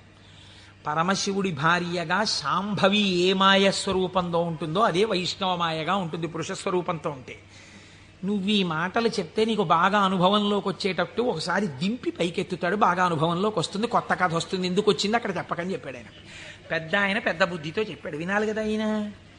ఆయనకి మాయలో దిగి ఓసారి తొట్టుపడ్డమే బాగా నచ్చింది. మన బుద్ధి నారదుడి మీద పెట్టి చెప్పకూడదు. ఆయన మహానుభావుడు, నారదుడంటేనే జ్ఞానం, అంతటి వాడికి తప్పలేదు మాయ. ఇప్పుడు ఆయన వైకుంఠానికి వెళ్ళాడు. వైకుంఠానికి వెళ్ళి గబగబా ఎదురొచ్చి, ఏమిటి నారదా ఈ మధ్య కనపట్టలేదు అని ఎదురొచ్చాడు నారాయణుడు. ఎదురొస్తే ఏం చెప్పమంటారు స్వామి, నేను తపస్సు చేశాను, మన్మధుడు వచ్చి నా మీద బాణాలు వేశాడు, నేను చెల్లించలేదు, నేను తపస్సునందు సిద్ధి పొందానన్నాడు. అయిపోయింది, చెప్పద్దన్న చోట చెప్పేశాడు. అనకరా అన్న మాట అనేశాడు. ఏమొచ్చింది ఇప్పుడు దానివల్ల? నేను వెంకటాచలంలో దర్శనం 3 మాటలు చేశానండి. ఈ లైన్లోంచి వెళ్తున్నప్పుడు బయటికి వచ్చేసే లైన్లోంచి లోపలికి పంపించే లైన్లోకి దూరిపోయి 2 మాటలు దర్శనం చేసుకున్నాను అన్నారనుకోండి. అది పాపమా పుణ్యమా మీరు ఆలోచించండి. ఈశ్వరుణ్ణి దొంగచాటుగా మీకు ఆ టిక్కెట్టు మీద ఒక్కసారి చూసిరా, మీకు ఎంత దర్శనం లభ్యమైతే కోట్ల జన్మలు తపించిన వాళ్ళకి దొరకని ఈశ్వరుడు నాకు ఈ మాత్రం లభించాడని సంతోషంగా బయటకు వస్తే కృతార్థత. దొంగతనంగా దూరిపోయి 2వ మాట వెళ్ళొస్తే నాకు మీకు తెలియదేమో, ఈశ్వరుడికి తెలియదండి, వెంకటేశ్వరుడికి. అంటే దొంగతనంగా 2వ మాట వచ్చావా నన్ను చూడ్డానికి అని దానికి తగిన ఫలితం ఆయన ఇస్తే ఏమవుతావు? ఎందుకు వచ్చినల్లది? ఇవే అక్కర్లేని పనులు, చెయ్యొద్దన్న పనులు చేయడం అంటే ఇలాగే ఉంటాయి. కాబట్టి ఆయనకి చెప్తే ఆయన వెంటనే అన్నాడు, అబ్బబ్బబ్బ ఎంత గొప్ప పనో, ఏది మళ్ళీ చెప్పు. నేనండి తపస్సు చేసి మన్మథ బాణాలు పడితే లొంగకుండా సిద్ధి పొందాను. అబ్బా ఎంత గొప్ప విషయమయ్యా నారదా, ఎంత సంతోషంగా ఉందో నాకు. ఎవరు చేయగలరాయా ఈ పని? శివుడు చేశాడు, నువ్వు చేశావు. ఆయనకి అర్థమైపోయింది. ఓహో, అంటే ఇప్పుడు ఈయనకి బాగా పుటం పెట్టి జ్ఞానము లోపల నిలబడేటట్టుగా చెయ్యవలసిన అవసరం ఏర్పడింది. అంతేకాని ఆయన్ని చిన్నబుచ్చడం కాదు, తొట్టుపడకుండా నిలబెట్టాలి మనం అయితే ఇప్పుడు. కాబట్టి చాలా సంతోషమోయ్ అని కౌగిలించుకుని వెళ్ళిరా అన్నాడు. ఇప్పుడు మాయ ప్రారంభం అయిపోయినట్టే కదండి, అది నడిపిస్తుంది ఎటు వెళ్ళాలో. ఈయన బయలుదేరి వెడుతున్నాడు. వెడుతూ వెడుతూ ఒక రాజ్యంలోకి వెళ్ళాడు. ఆ రాజ్యాన్ని పరిపాలించేటటువంటి రాజు పేరు శీలనిధి, ఆయన కుమార్తె పేరు శ్రీమతి. వెళ్ళి ఆ శీలనిధి అనబడేటటువంటి రాజు యొక్క అంతఃపురంలోకి వెళ్ళాడు. మహానుభావుడు నారదుడు వచ్చాడన్నాడు, స్వాగతం చెప్పారు, పాదములు కడిగారు, తీసుకొచ్చారు, కూర్చోపెట్టారు. వాళ్ళ అమ్మాయిని తీసుకొచ్చారు. అమ్మాయినికి నమస్కారం చెయ్యమ్మా అన్నారు. ఆ పిల్ల నమస్కారం చేసింది. మా పిల్లకి ఎటువంటి వరుడు వస్తాడో చెప్పండి అన్నారు. ఆ పిల్ల యొక్క చెయ్యి చూసి త్రికాలవేది నారదుడంటే తెలియందేముందండి. ఆయన అన్నాడు, లక్ష్మీదేవికి భర్త ఎవడో, ఎవడు సర్వవ్యాపకుడో, ఎవడు నిరంతరము లోకము చేత పూజింపబడుతుంటాడో, ఎవడు మహానుభావుడో అటువంటి శ్రీ మహావిష్ణువుకు ఈమె ఇల్లాలవుతుంది అన్నాడు. అక్కడి వరకు బాగా చెప్పాడు. కానీ ఆమెని చూడగానే కామాన్ని కదా గెలిచానన్నాడు. ఈవిడ నా ఇల్లాలైతే ఎంత బాగుండో అనిపించింది. కానీ ఆవిడ జాతకంలో ఏముంది? శ్రీ మహావిష్ణువు భర్త అవుతారని ఉంది. ఈ అమ్మాయికి పెళ్లి ఎలా చేద్దాం అనుకుంటున్నావు అని అడిగాడు. రేపు స్వయంవరం పెట్టామండి, స్వయంవరంలో ఈమె వరమాల వేస్తుంది అంటే విష్ణువు సాకారుడై వస్తాడు ఈ సభలోకి. ఇప్పుడు మళ్ళీ వెనక్కి తిరిగి వైకుంఠానికి వెళ్ళాడు. వెళ్ళి, అయ్యా ఎవరికైనా చెప్పుకుంటే కొంచెం సిగ్గుచేటుగా ఉంటుంది, నా మనస్సు ఆ శ్రీమతిని పెళ్లి చేసుకోవాలి అని ఉవ్విళ్ళు ఉరిపోతోంది, ఆమె నాకు దక్కకపోతే మన్మథబాణముల చేత చచ్చిపోతాను. ఎవరండి ఇంతకు ముందు వచ్చి చెప్పినప్పుడు ఏం చెప్పాడు? మన్మథబాణములను గెలిచి తపస్సునందు సిద్ధి పొందానని చెప్పినవాడు వెనక్కి తిరిగి వెంటనే వచ్చి చెప్తున్నాడు ఇది మాయా అంటే. చూడండి, ఆమె నా ఇల్లాలు కాకపోతే నేను మన్మథబాణములకు చచ్చిపోతాను. నన్ను బతికించవయ్యా, నేను బతకాలంటే నీ రూపం నాకు రావాలి, నీ రూపం నాకు వస్తే ఆమె నా మెళ్ళలో మాల వేస్తుంది, అప్పుడు పెళ్లి చేసుకుంటాను, అందుకని నీ రూపం నాకు ఇవ్వా అని అడిగాడు. అడిగితే ఆయన మహానుభావుడు శ్రీ మహావిష్ణువు, ఆయన ఎంత చమత్కారం చేశాడో చూడండి. హరియొసగెన్మునిక మనోహరమగు తన మేని రూపు నర్రు వరుకు బైహరి శిరసున్ కూరిచే, ఇది అరయక ముని కూరుచుండె అచట మురియుచున్. హరి శరీరాన్ని ఇచ్చాడు, హరిశిరస్సుని ఇచ్చాడు. హరి అంటే రెండు అర్థాలు. హరి అంటే పాపములను హరించే శ్రీ మహావిష్ణువు, హరి అంటే కోతి. హరి శరీరాన్ని కింద వరకు ఇచ్చాడు, కోతి తలకాయని పైనిచ్చాడు. నువ్వు హరి రూపాన్ని కదా అడిగావు, హరి రూపాన్ని ఇచ్చానన్నాడు. మాట తప్పనట్టు. ఆయన ఎంత తెలివైనవాడో చూడండి. ఈయనకేం కనపడుతుంది, ఇలా చూసుకున్నాడు. శ్రీ మహావిష్ణువు చేతులు, శ్రీ మహావిష్ణువు రంగు, శ్రీ మహావిష్ణువు కౌస్తుభం, ఆ వనమాల, ఆ పట్టుపంచ, ఆ కుర్చీళ్ళు అన్ని శ్రీ మహావిష్ణువు. తన ముఖం తనకు కనపడదుగా. అద్దంలో చూసుకోవడానికి శ్రీమతి దగ్గరికి వెళ్ళిపోవాలి ముందు, స్వయంవరం అయిపోతే. అందుకని గబగబా వెళ్ళిపోయాడు. వెళ్ళిపోయి ఆ స్వయంవరంలో ఒక ఆసనం మీద కూర్చున్నాడు. ఇద్దరు రుద్రపార్షదులు అటు ఇటు కూర్చున్నారు. వాళ్ళు అన్నారు, వీడెవడరా శ్రీ మహావిష్ణువులా పంచకట్టుకున్నాడు, మాలలు వేసుకున్నాడు, ఇటు ఆ కౌస్తుభం పెట్టుకున్నట్టు అలా పెట్టుకున్నాడు, ఆ వనమాల వేసుకున్నట్టు వేసుకున్నాడు, పైన కోతి మొహం, వీడిని ఎవరు పెళ్లి చేసి ఎలా శ్రీమతి మాల వేస్తుంది, ఇటు ఇలా వచ్చాడేమిటి అంటున్నారు.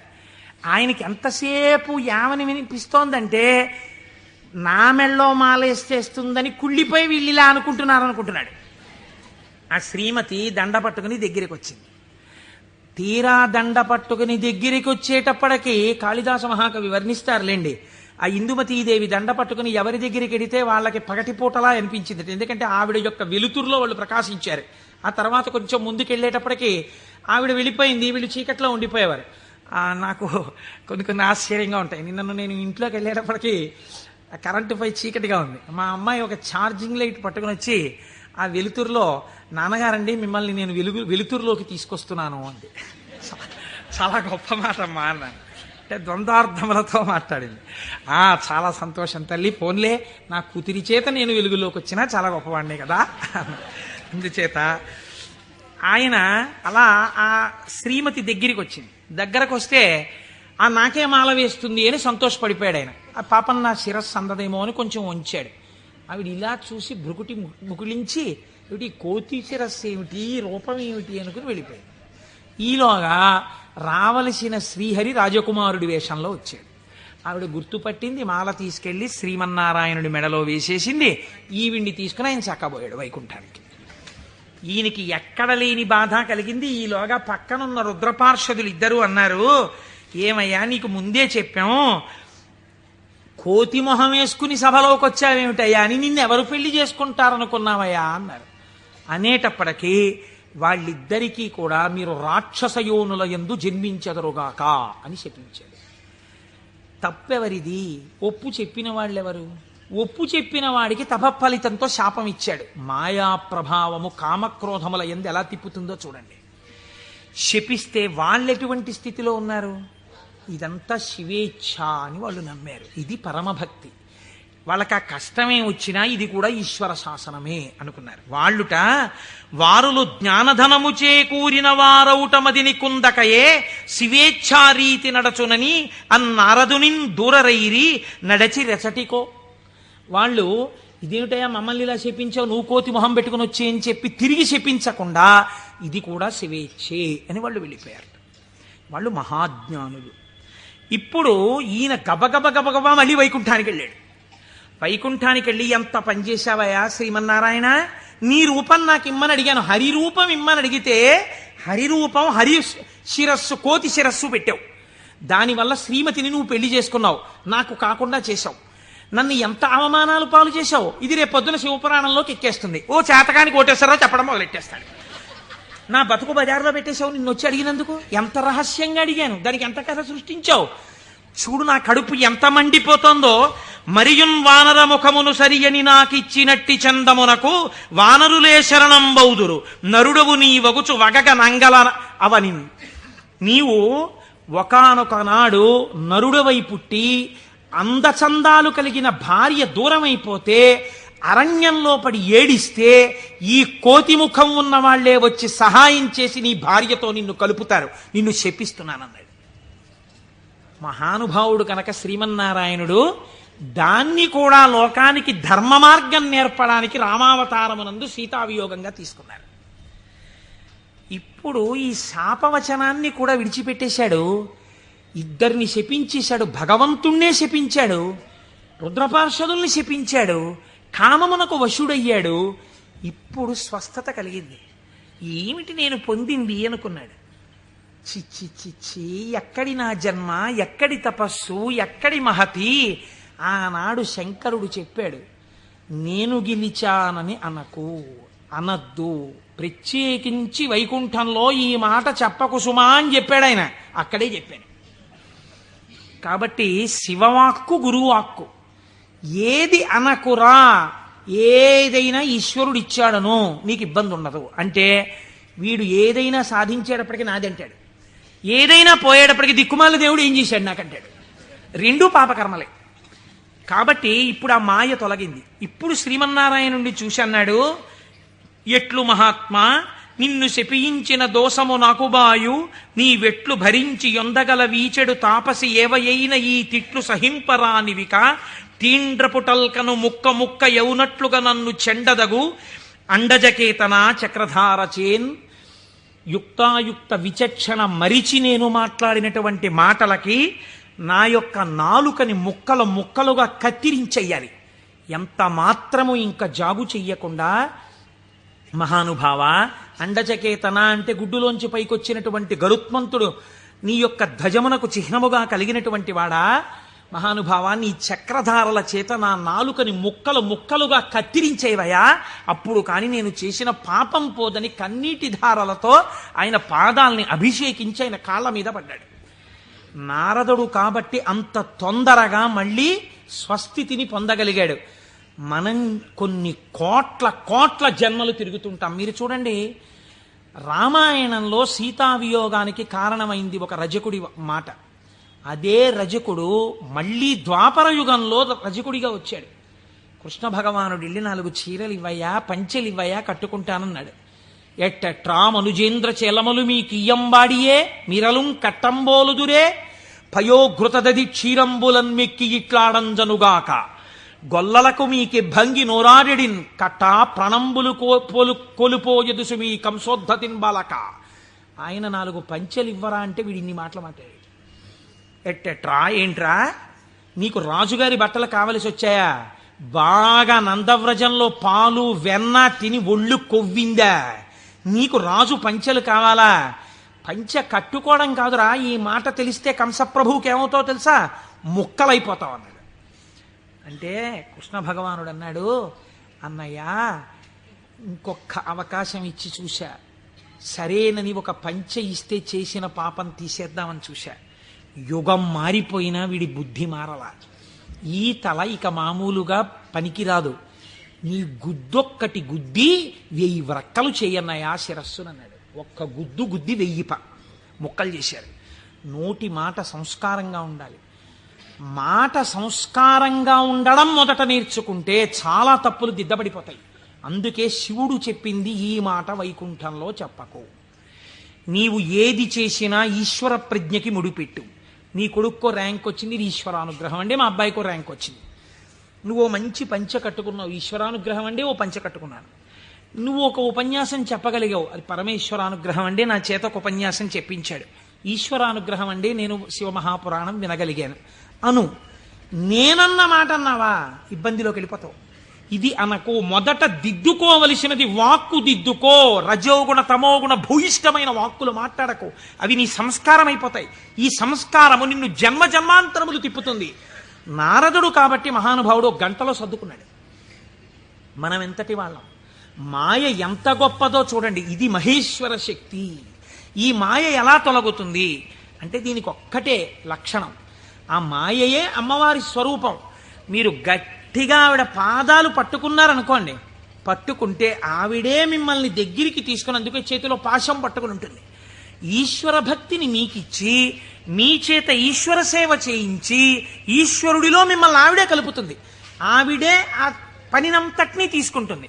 ఇది చిత్రంగా ఉంటుంది. ఎలా ఉంటుందంటే, తరచుగా చెప్తూ ఉంటాను నేను ఒక కత్తి నేను అలా వెడుతుంటే రోడ్డు మీద ఒక దొంగ పరిగెత్తుకుంటూ కత్తి పట్టుకుని నా వెనక వచ్చాడు అనుకోండి, నేను పరిగెడుతుంటాను.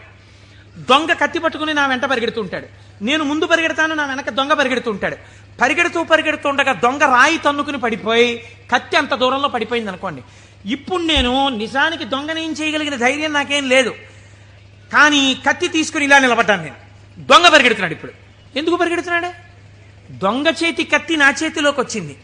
ఇన్నాళ్ళు మిమ్మల్ని తిప్పిన కామం, ఆ కామపాశాలు అమ్మవారి పాదాలు పట్టుకుంటే భక్తి పాశాలుగా మారిపోయాయి. ఈ మార్పుకి మీరు అమ్మవారి పాదాలు పట్టుకుంటే చాలా ఆవిడ మాయాశక్తి, ఇటు తిప్పిన ఆవిడ అటు తిప్పేస్తుంది. మాయాపాశాన్ని భక్తిపాశం చేసేస్తుంది. లోకమునందు తిరిగిన పంచతన్మాత్రల్ని ఈశ్వరుడి వైపుకి తిప్పేస్తుంది, తిప్పేసి ఈశ్వరుడిలో కలిపేస్తుంది.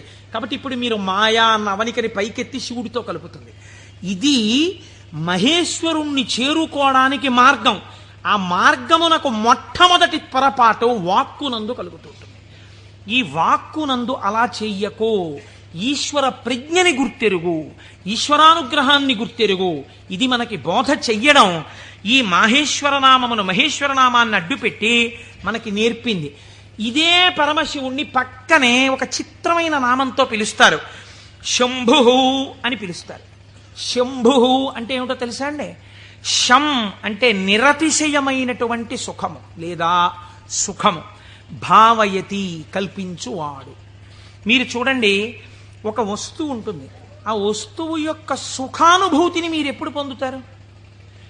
ఒక వస్తువు యొక్క సుఖానుభూతిని మీరు ఎప్పుడు పొందగలరు అంటే ఆ వస్తువు మీ చేత అనుభవింపబడినప్పుడు. ఉదాహరణకి నాకు ఒక లడ్డు అంటే చాలా ఇష్టం అనుకోండి. ఆ లడ్డూని తీసుకొచ్చి మీరు ఇలా చూపించి, కోటేశ్వరారు మీకోసమే తెచ్చాం ఈ లడ్డు అన్నారనుకోండి. నేను ఆ లడ్డూని ఇలా చూసి నా కోరిక తీరిపోయి అంటానా? అనను. మీకోసమే అన్న చేతిలో పెట్టారు, చాలా బాగుంది అని ఇలా పెట్టుకుని తినబోతాను. తినకండి, మీకు ఈ లడ్డు ఎందుకు తెచ్చానో మీకు శుభవార్త చెప్పాలి, అది చెప్పాక తిందురు కానీ. ఇప్పుడు నా కోరిక తీరిపోయిందా? తీరలేదు. ఆయన శుభవార్త చెప్పబోతుంటే సెల్ ఫోన్ మోగింది. ఉండండి చెప్తాను అని అక్కడికి వెళ్ళి గంట సేపు మాట్లాడుతున్నాడు. లడ్డు ఇలాగే ఉంది, నేను ఇలాగే ఉన్నాను, తీరిందా? తీరలేదు. ఆయన తర్వాత వచ్చి ఏదో చెప్పి ఇప్పుడు తినండి అన్నాడు. ఇప్పుడు నేను దాన్ని తీసి ఇలా నాలుక మీద పెట్టుకుని అలా పడేశాను. గభాలన కంట్లో ఏదో పడి ఇలా అన్నాను, అది కింద పడింది. తీరిందా నా కోరిక? తీరలేదు. నాలుక మీద పడింది రెండో ముక్క, అమ్మయ్యా అన్నాను. ఇప్పుడు నా కోరిక తీరింది కదండి. వస్తువు ఉండడానికి, అది మీ అనుభూతిగా మారడానికి మధ్యలో చాలా తేడా ఉంటుంది. ఈ శక్తి మీ యందు నిలబెట్టేవాడు ఈశ్వరుడు. అందుకే ద్రాపే అంధస్సస్పతే దరిద్రం నీలలోహిత అంటుంది రుద్రాధ్యాయం. సుఖమునకు కావలసిన వస్తువు ఉండడం వేరు, సుఖముగా బ్రతకడం వేరు. ఒకడు కోటీశ్వరుడు ఉంటాడు, కానీ వాడు నిన్న రాత్రి మిగిలిపోయినటువంటి చద్దన్నాన్ని ఇవాళ మధ్యాహ్నం పులిసిపోయిన పెరుగుతో తింటాడు. కేవలం సుఖానుభవం కాదు. లోకములు 3 రకాలుగా ఉంటాయి. ఒక లోకము కేవలము సుఖాలు అనుభవించడానికే ఉంటుంది, స్వర్గాది లోకములు. అక్కడ దుఃఖము యొక్క స్పర్శ ఉండదు, సుఖాలు అనుభవిస్తారు. ఇంకొక లోకం ఉంటుంది, అక్కడ సుఖం అన్నది ఉండదు, ఎప్పుడు ఏడుపులు, పెడబబ్బలు, కేకలు, అరుపులు, భయంకరంగా ఉంటుంది. అది నరకం. సుఖం దుఃఖం 2 ఉంటాయి. ఓ రోజున తప్పట్లు కొట్టేస్తూ పొంగిపోతూ నేనే అంటుంటాడు, ఇంకో రోజున కుమిలిపోతూ ఏడుస్తూ ఉంటాడు. అదే భూలోకం. ఇక్కడ కొన్నాళ్ళు సుఖం, కొన్నాళ్ళు దుఃఖం. పొద్దున్న 10ంటికి సంతోషంగా ఉంటాడు, సాయంకాలం 4ంటికి ఏడుస్తూ ఉంటాడు. సుఖం దుఃఖం 2 అనుభవిస్తూ ఉంటాడు. సుఖ దుఃఖములు 2 ఉన్న భూలోకమునందు మీరున్నారు. ఇక్కడి నుంచి బాగా గుర్తుపెట్టుకోండి, మీకు 2 మార్గాలు ఉన్నాయి. ఒకటి, పూర్ణ దుఃఖమును కలిగిన లోకంలో కన్నా వెళ్ళొచ్చు, పూర్తి సుఖం కలిగిన లోకంలో కన్నా వెళ్ళొచ్చు. సుఖ దుఃఖాలు కలిగిన లోకంలోకి ఇంకా మీకు టికెట్ లేదు. అంటే మళ్ళీ ఎందుకండి ఇందులోకి? కాబట్టి ఒంటి మీద కొరడాలతో కొట్టేస్తూ, మరిగిపోయిన నూనెలో ముంచేస్తూ, ఏదో చీము నెత్తురు నదుల్లో ముంచేస్తూ అది కావాలా? హాయిగా సంతోషంగా పెద్దలతో కూర్చుని ఏదో ఆనందంగా ఉండడం, అమృతం తాగడం, ఇలాంటివి కావాలా? అంటే లౌకికంగా కోరుకుంటే పోనీ స్వర్గం కోరుకోండి. నరకానికి ఎడదాం అనుకోకూడదంటే మీకు ఒక లక్షణం ఉండాలి. వెంటనే మీకోటి కావాలి. ఏమిటి కావాలి? పాపము చేయకుండా ఉండుట. పాపం చేస్తే కదా నరకం. కాబట్టి పాపం చెయ్యకూడదు. ఇది సంభావయతి, మంచి భావములను ఇచ్చుట.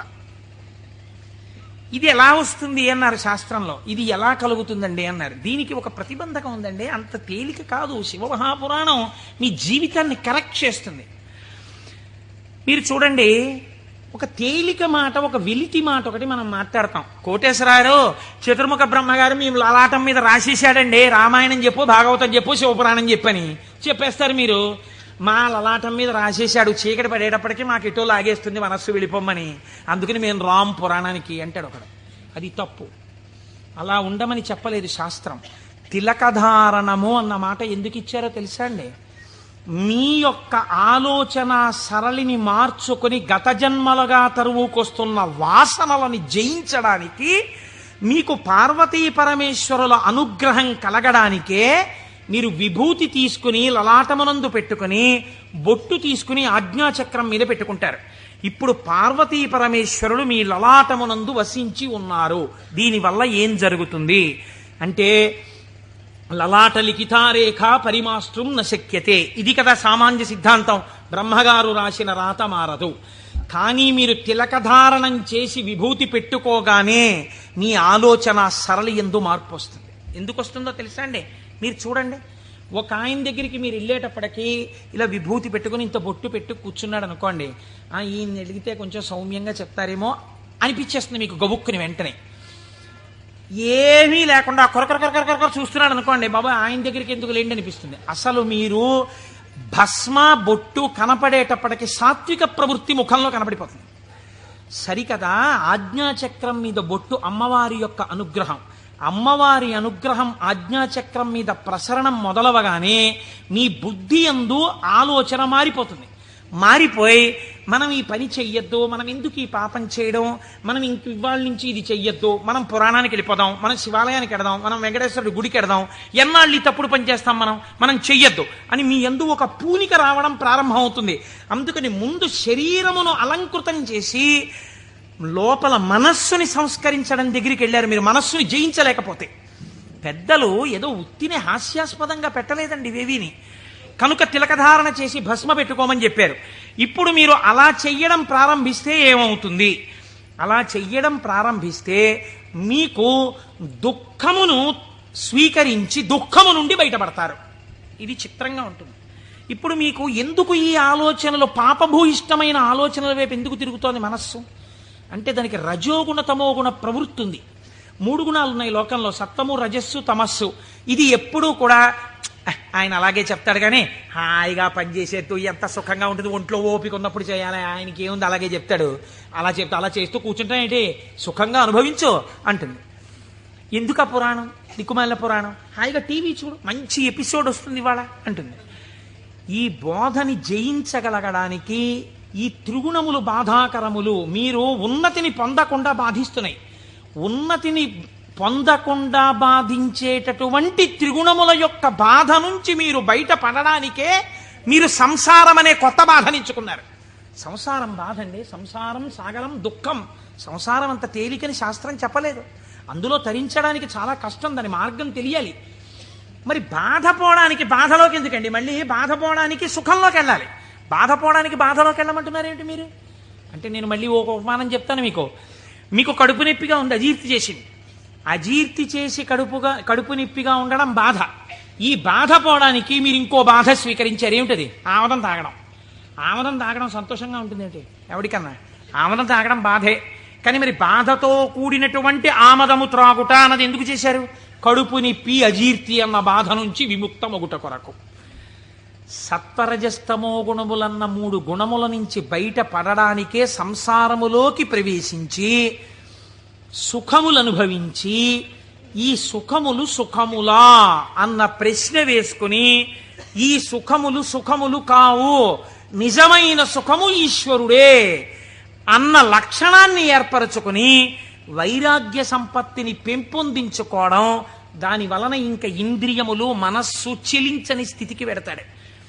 ఇంద్రియాల్ని గెలవడం కాదు, మనస్సు కదలని స్థితికి పూర్ణ వైరాగ్యం అని పేరు. మీరు చూడండి, గాలి వెళ్ళిపోతూ మల్లెపూల మీద గెడుతుంది, నేను మల్లెపూల మించి వస్తున్నానని పొంగిపోదు. అశుద్ధం మీద గెడుతుంది, చిచి నేను అశుద్ధం మీదకి వెళ్ళానని బాధపడదు. దేని మించి వెళ్ళినా గాలి గాలిగానే ఉంటుంది, దానికేం బాధ లేదు.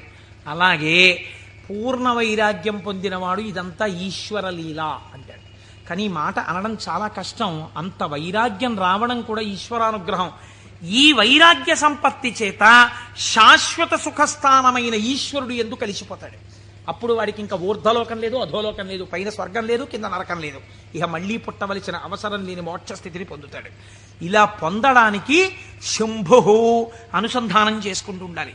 శివుడి పాదాలు మీరు గట్టిగా పట్టుకున్నారనుకోండి, శివాష్టోత్తరం చదువుకుంటున్నారనుకోండి, భస్మధారణ చేశారనుకోండి, బొట్టు పెట్టుకున్నారనుకోండి, ఏమీ చేతకాకపోయినా కూర్చున్న నామాలు చెప్పడం మొదలుపెట్టారనుకోండి, మీకు తెలియకుండా మీలో ఒక రకమైనటువంటి మార్పు ప్రారంభమై అది మంచి ఆలోచనల వైపుకు తీసుకుని వెళ్ళగలదు. ఇలా తీసుకుని వెళ్ళవలసిన అవసరము ఎందువలన కలిగింది అంటే, పూర్వకాలంలో పూర్వయుగమైనటువంటి ద్వాపర యుగం వరకు కూడా ఒక లక్షణం ఉండేది. రాక్షసులు ఉన్నారనుకోండి, వాళ్ళు తెలిసేవారు వీళ్ళు రాక్షసులండి అని తెలిసేది. కాబట్టి వాడిని దూరంగా పెట్టడమో, వాడిని పరమాత్మ సంహారం చేయడమో ఏదో ఉంటుంది. కలియుగంలో ఏమిటో తెలుసా అంటే, రాక్షసులు ఏ రూపంలో ఉంటారు? చిత్తవృత్తుల రూపంలో ఉంటారు. పైకి దొరకరు. మీకన్నా సాధుపురుషుళ్ళే కనిపిస్తాడు. మోసం చేసేవాడే చాలా నమ్మించేటట్టుగా సాధుపురుషుళ్ళే ఉండాలి. వాడు నమ్మితే నాకేమిటి, నమ్మకపోతే నాకేమిటి, నేనేమన్నా వాడి దగ్గర ప్రయోజనం పొందుదాం అనుకుంటున్నానా అన్నవాడు తన యథారీతిగా ఉంటాడు. అవతల వాడిని నమ్మించి మోసం చెయ్యాలనుకోండి, వాడే మాట కలిపి చక్కగా మాట్లాడి బాగా మాట్లాడి మీరు నమ్మేటట్టు చేసి అప్పుడు మీకు ఒక కప్పు కాఫీ ఇచ్చి ఆ కాఫీలో మత్తు కలిపేసి మీరు పడిపోతే మీ సూట్ కేసు ఎత్తుకుపోవాలి వాడు కదా. అందుకని ఇప్పుడు ఎక్కడున్నాడు రాక్షసుడు? వాడి చిత్తవృత్తి ఎందున్నాడు? మీరు చూడండి, నిజంగా ఈ చిత్తవృత్తుల రూపంలో రాక్షసులు ఉండి ఉంటే త్రేతాయుగంలో విశ్వామిత్రుడు యాగం చేయగలడా? చెయ్యలేడు. ఇక్కడే ఉన్నారు రాక్షసులు. రాముడు ఈ లోపల రాక్షసుల్ని చంపడానికి తానే అనుసంధానం చేసుకోవాలి. బయట రాక్షసులుగా ఉన్నారు. రాముడు వచ్చి బాణం వేసుకొట్టి చంపాడు. ఈ యుగంలో అలా కుదరదు. ఇక్కడున్నారు రాక్షసులు. వాళ్ళు ఎప్పుడైనా తలెత్తుతారు. ఎప్పుడైనా తలెత్తి మిమ్మల్ని పడగొట్టేస్తారు. ఎప్పుడైనా పడగొట్టేయగలరు. ఎప్పుడైనా పడగొట్టేసేటటువంటి రాక్షసులు ఇక్కడే చిత్తవృత్తుల రూపంలో ఉన్నారు. వీళ్ళని తొక్కి పట్టగలిగిన వాడెవడు? ఒక్కడే, శంభు. అందుకే ఏవం శ్రీ శంభుదేవస్య నామ్యామష్టోత్తరం శతం అంటాం. ప్రదోష వేళలో రోజు ఆ శంభునామాలు చెప్పామనుకోండి, ఆయన ఏం చేస్తాడంటే వీళ్ళని తొక్కి పెట్టి మీ భావముల యందు మంచి ప్రవాహాన్ని ఏర్పాటు చేస్తాడు. ఈ మంచి ప్రవాహము కలిగిన భావన చేత ఉన్నతిని పొందేస్తాడు. ఇప్పుడు ఈ భావన పొందినటువంటి వాడు ఎలా ఉంటాడు? ఎలా పొందుతాడు ఈశ్వరుణ్ణి అని మీరేమి అనుమానపడిపోయి వాడు ఏమైనా పూజలు బాగా చేసేస్తాడండి, యజ్ఞయాగాదులు చేసేస్తుంటాడండి అలా అనుకోక్కర్లేదు. శంభునామాన్ని పెట్టుకుని శంభుని యొక్క అనుగ్రహం పొందిన వాడి స్థితి ఎలా ఉంటుందో తెలుసా అండి? నేను మీకు ఒక ఉదాహరణ చెప్తాను, మీరు బాగా పట్టుకోగలుగుతారు. ఇది కూడా నేను ఎక్కడి నుంచో ఎందుకు మీకు రుద్ర పశుపతి నాయనార్ అని ఒక నాయనారు ఉన్నారు. 63 మంది నాయనార్లలో మనం సాధారణంగా ఏం చేస్తాం? రుద్రం చదవండి అన్నాం అనుకోండి, సన్యాసి కూడా రుద్రం చదవాలి. సన్యాసులు కూడా రుద్రం పారాయణ చెయ్యమని శాస్త్రం విధించింది. ఎందుకో తెలుసా అండి? అభిషేకం చేయకపోయినా రుద్రాన్ని పారాయణ చేస్తే వెంటనే పాపాలు పటాపంచలవుతాయి. ఆ పశుపతి నాయనారికి ఒక లక్షణం ఉండేది. ఆయన రోజు కూర్చుని రుద్రాధ్యాయం చదువుతూ ఉండేవాడు. చదువుతున్నప్పుడు ఆయనకు ఒక అనుమానం వచ్చింది. ఏమిటా అనుమానం? అందులో మేఘ్యాయచ విద్యుచ్ఛాయచ వృక్షాయచ హరిత్యాయచ లోప్యాయచ ప్రవాహ్యాయచ ఫేన్యాయచ సికత్యాయచ ఈ మాటలు ఉన్నాయి. ఇవన్నీ ఈశ్వరుడే అన్నారు. అంటే నీరు ఈశ్వరుడు, నీటి మీద నురుగు ఈశ్వరుడు, చెట్టు ఈశ్వరుడు, చెట్టు మీద పిట్ట ఈశ్వరుడు, చెట్టులో ఆకుపచ్చతనం ఈశ్వరుడు. మనం ఏం చేస్తాం? మేము అభిషేకం చేయించుకుంటున్నామండి అని వెళ్ళి కూర్చుంటాం. శివాలయంలో ఉన్న అర్చక స్వామి ఏదో మహన్యాసం అని చెప్పి నారుద్రో రుద్రమచ్చ ఎత్తుని పాప ఆయన మహన్యాసం చేయిస్తాడు. చేయించిన తర్వాత మీరేవో పాలు పెరుగు పంచదార పళ్ళరసాలు పట్టుకెడతారు. ఆయన రుద్రాధ్యాయం చదువుతూ పోసేస్తాడు. పోసి అభిషేకం చేస్తుంటాడు. మీరేం చేస్తారు? మీకు అది ఏమిటో తెలియదు కదా, అర్థం కాదు. అర్థం కాకపోవడం వల్ల తేలిగ్గా వచ్చేది ఏంటంటే నిద్ర.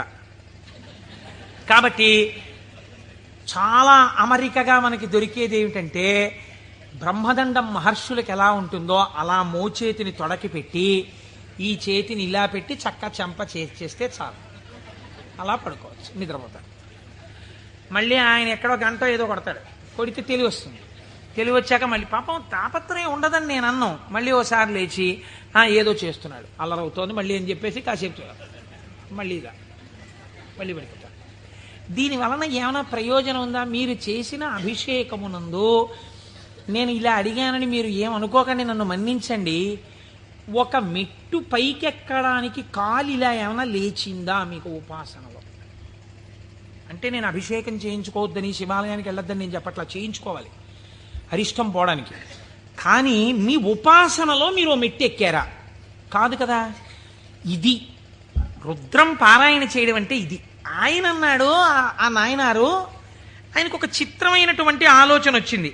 ఆయన తిరుమలయార్ అనబడేటటువంటి ప్రాంతంలో ఉండేవాడు. ఆయన ఈ రుద్రం చదివి చదివి చదివి చదివి అన్నాడు, ఆకాశం ఈశ్వరుడు, మేఘం ఈశ్వరుడు, నీరు ఈశ్వరుడు, నురుగు ఈశ్వరుడు, చెట్టు ఈశ్వరుడు, పిట్ట ఈశ్వరుడు.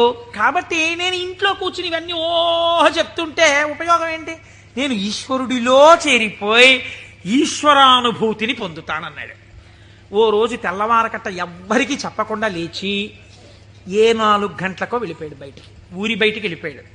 ఆ కొండ మించి ఒక సెలయేరు జాలువారుతోంది. గబగబా వెళ్ళాడు. ఆ సెలయేట్లో నడుంలోతు నీళ్లలో నించున్నాడు. నించుని చెట్టు వంక చూశాడు. నిశ్శబ్దంగా ఉంది వాతావరణం. ఆ కొండ కనపడింది, చెట్లు కనపడ్డాయి, చెట్ల యొక్క ఆకుపచ్చని కొమ్మలు కనపడ్డాయి. అంత నిశ్శబ్దంలో గలగల పారుతున్నటువంటి సెలయేటి శబ్దం వినపడుతోంది. ఆ నీటి మీద వెళ్ళిపోతున్న నురుగు కనపడింది. ఆయన వెంటనే ఆ ఒంటికి తగిలిన చల్లతనంలో ఈశ్వరుడు కౌగిలించుకున్న అనుభూతిని పొందాడు. ఇవి ఈశ్వరుడు కదా, నేనిప్పుడు ఈశ్వరుడిలో ఉన్నాను నీటిలో. కాబట్టి నేను నా కళ్ళతో చూస్తున్న మేఘం ఈశ్వరుడు, నేను మొలలోతులో ఉన్నది ఈశ్వరుడు, ఇలా వెడుతున్నది ఈశ్వరుడు, నేను చూస్తున్న ఆ కదులుతున్న ఈశ్వరుడు. నాకు ఇంట్లో చదువుతున్నప్పుడు అలా బిగిసిపోయినట్టుగా ఉన్న ఈశ్వరుడు కనపడేవాడు. ఇప్పుడు ఇన్ని చేతులతో కాళ్లతో కదులుతూ నన్ను కౌగిలించుకున్నాడు ఈశ్వరుడు అని గట్టిగా గొంతెత్తి నమ పేన్యాయ చ శిఖత్యాయ చ ప్రవాహ్యాయ చ వృక్షాయ చ హరిత్యాయ చ లోప్యాయ చ అని పారాయణ చేశాడు. ఆ పారాయణ చేస్తూ ఆనందం అనుభవించేసి బయటికి రాలేక బయటికి వచ్చేవాడు. బయటికి వచ్చి ఒళ్ళు తుడిచేసుకుని పొడిబట్ట కట్టుకుని ఇంటికి వెళ్ళిపోయేవాడు. మళ్ళీ మధ్యాహ్నం అయ్యేది. ఆ చెరువు దగ్గరికి వెళ్ళి సంధ్యావందనం చేసుకుంటాననేవాడు. మళ్ళీ వెళ్ళిపోయి మళ్ళీ అందులో నించునేవాడు. మళ్ళీ శివుడు అబ్బా కదులుతున్నాడు.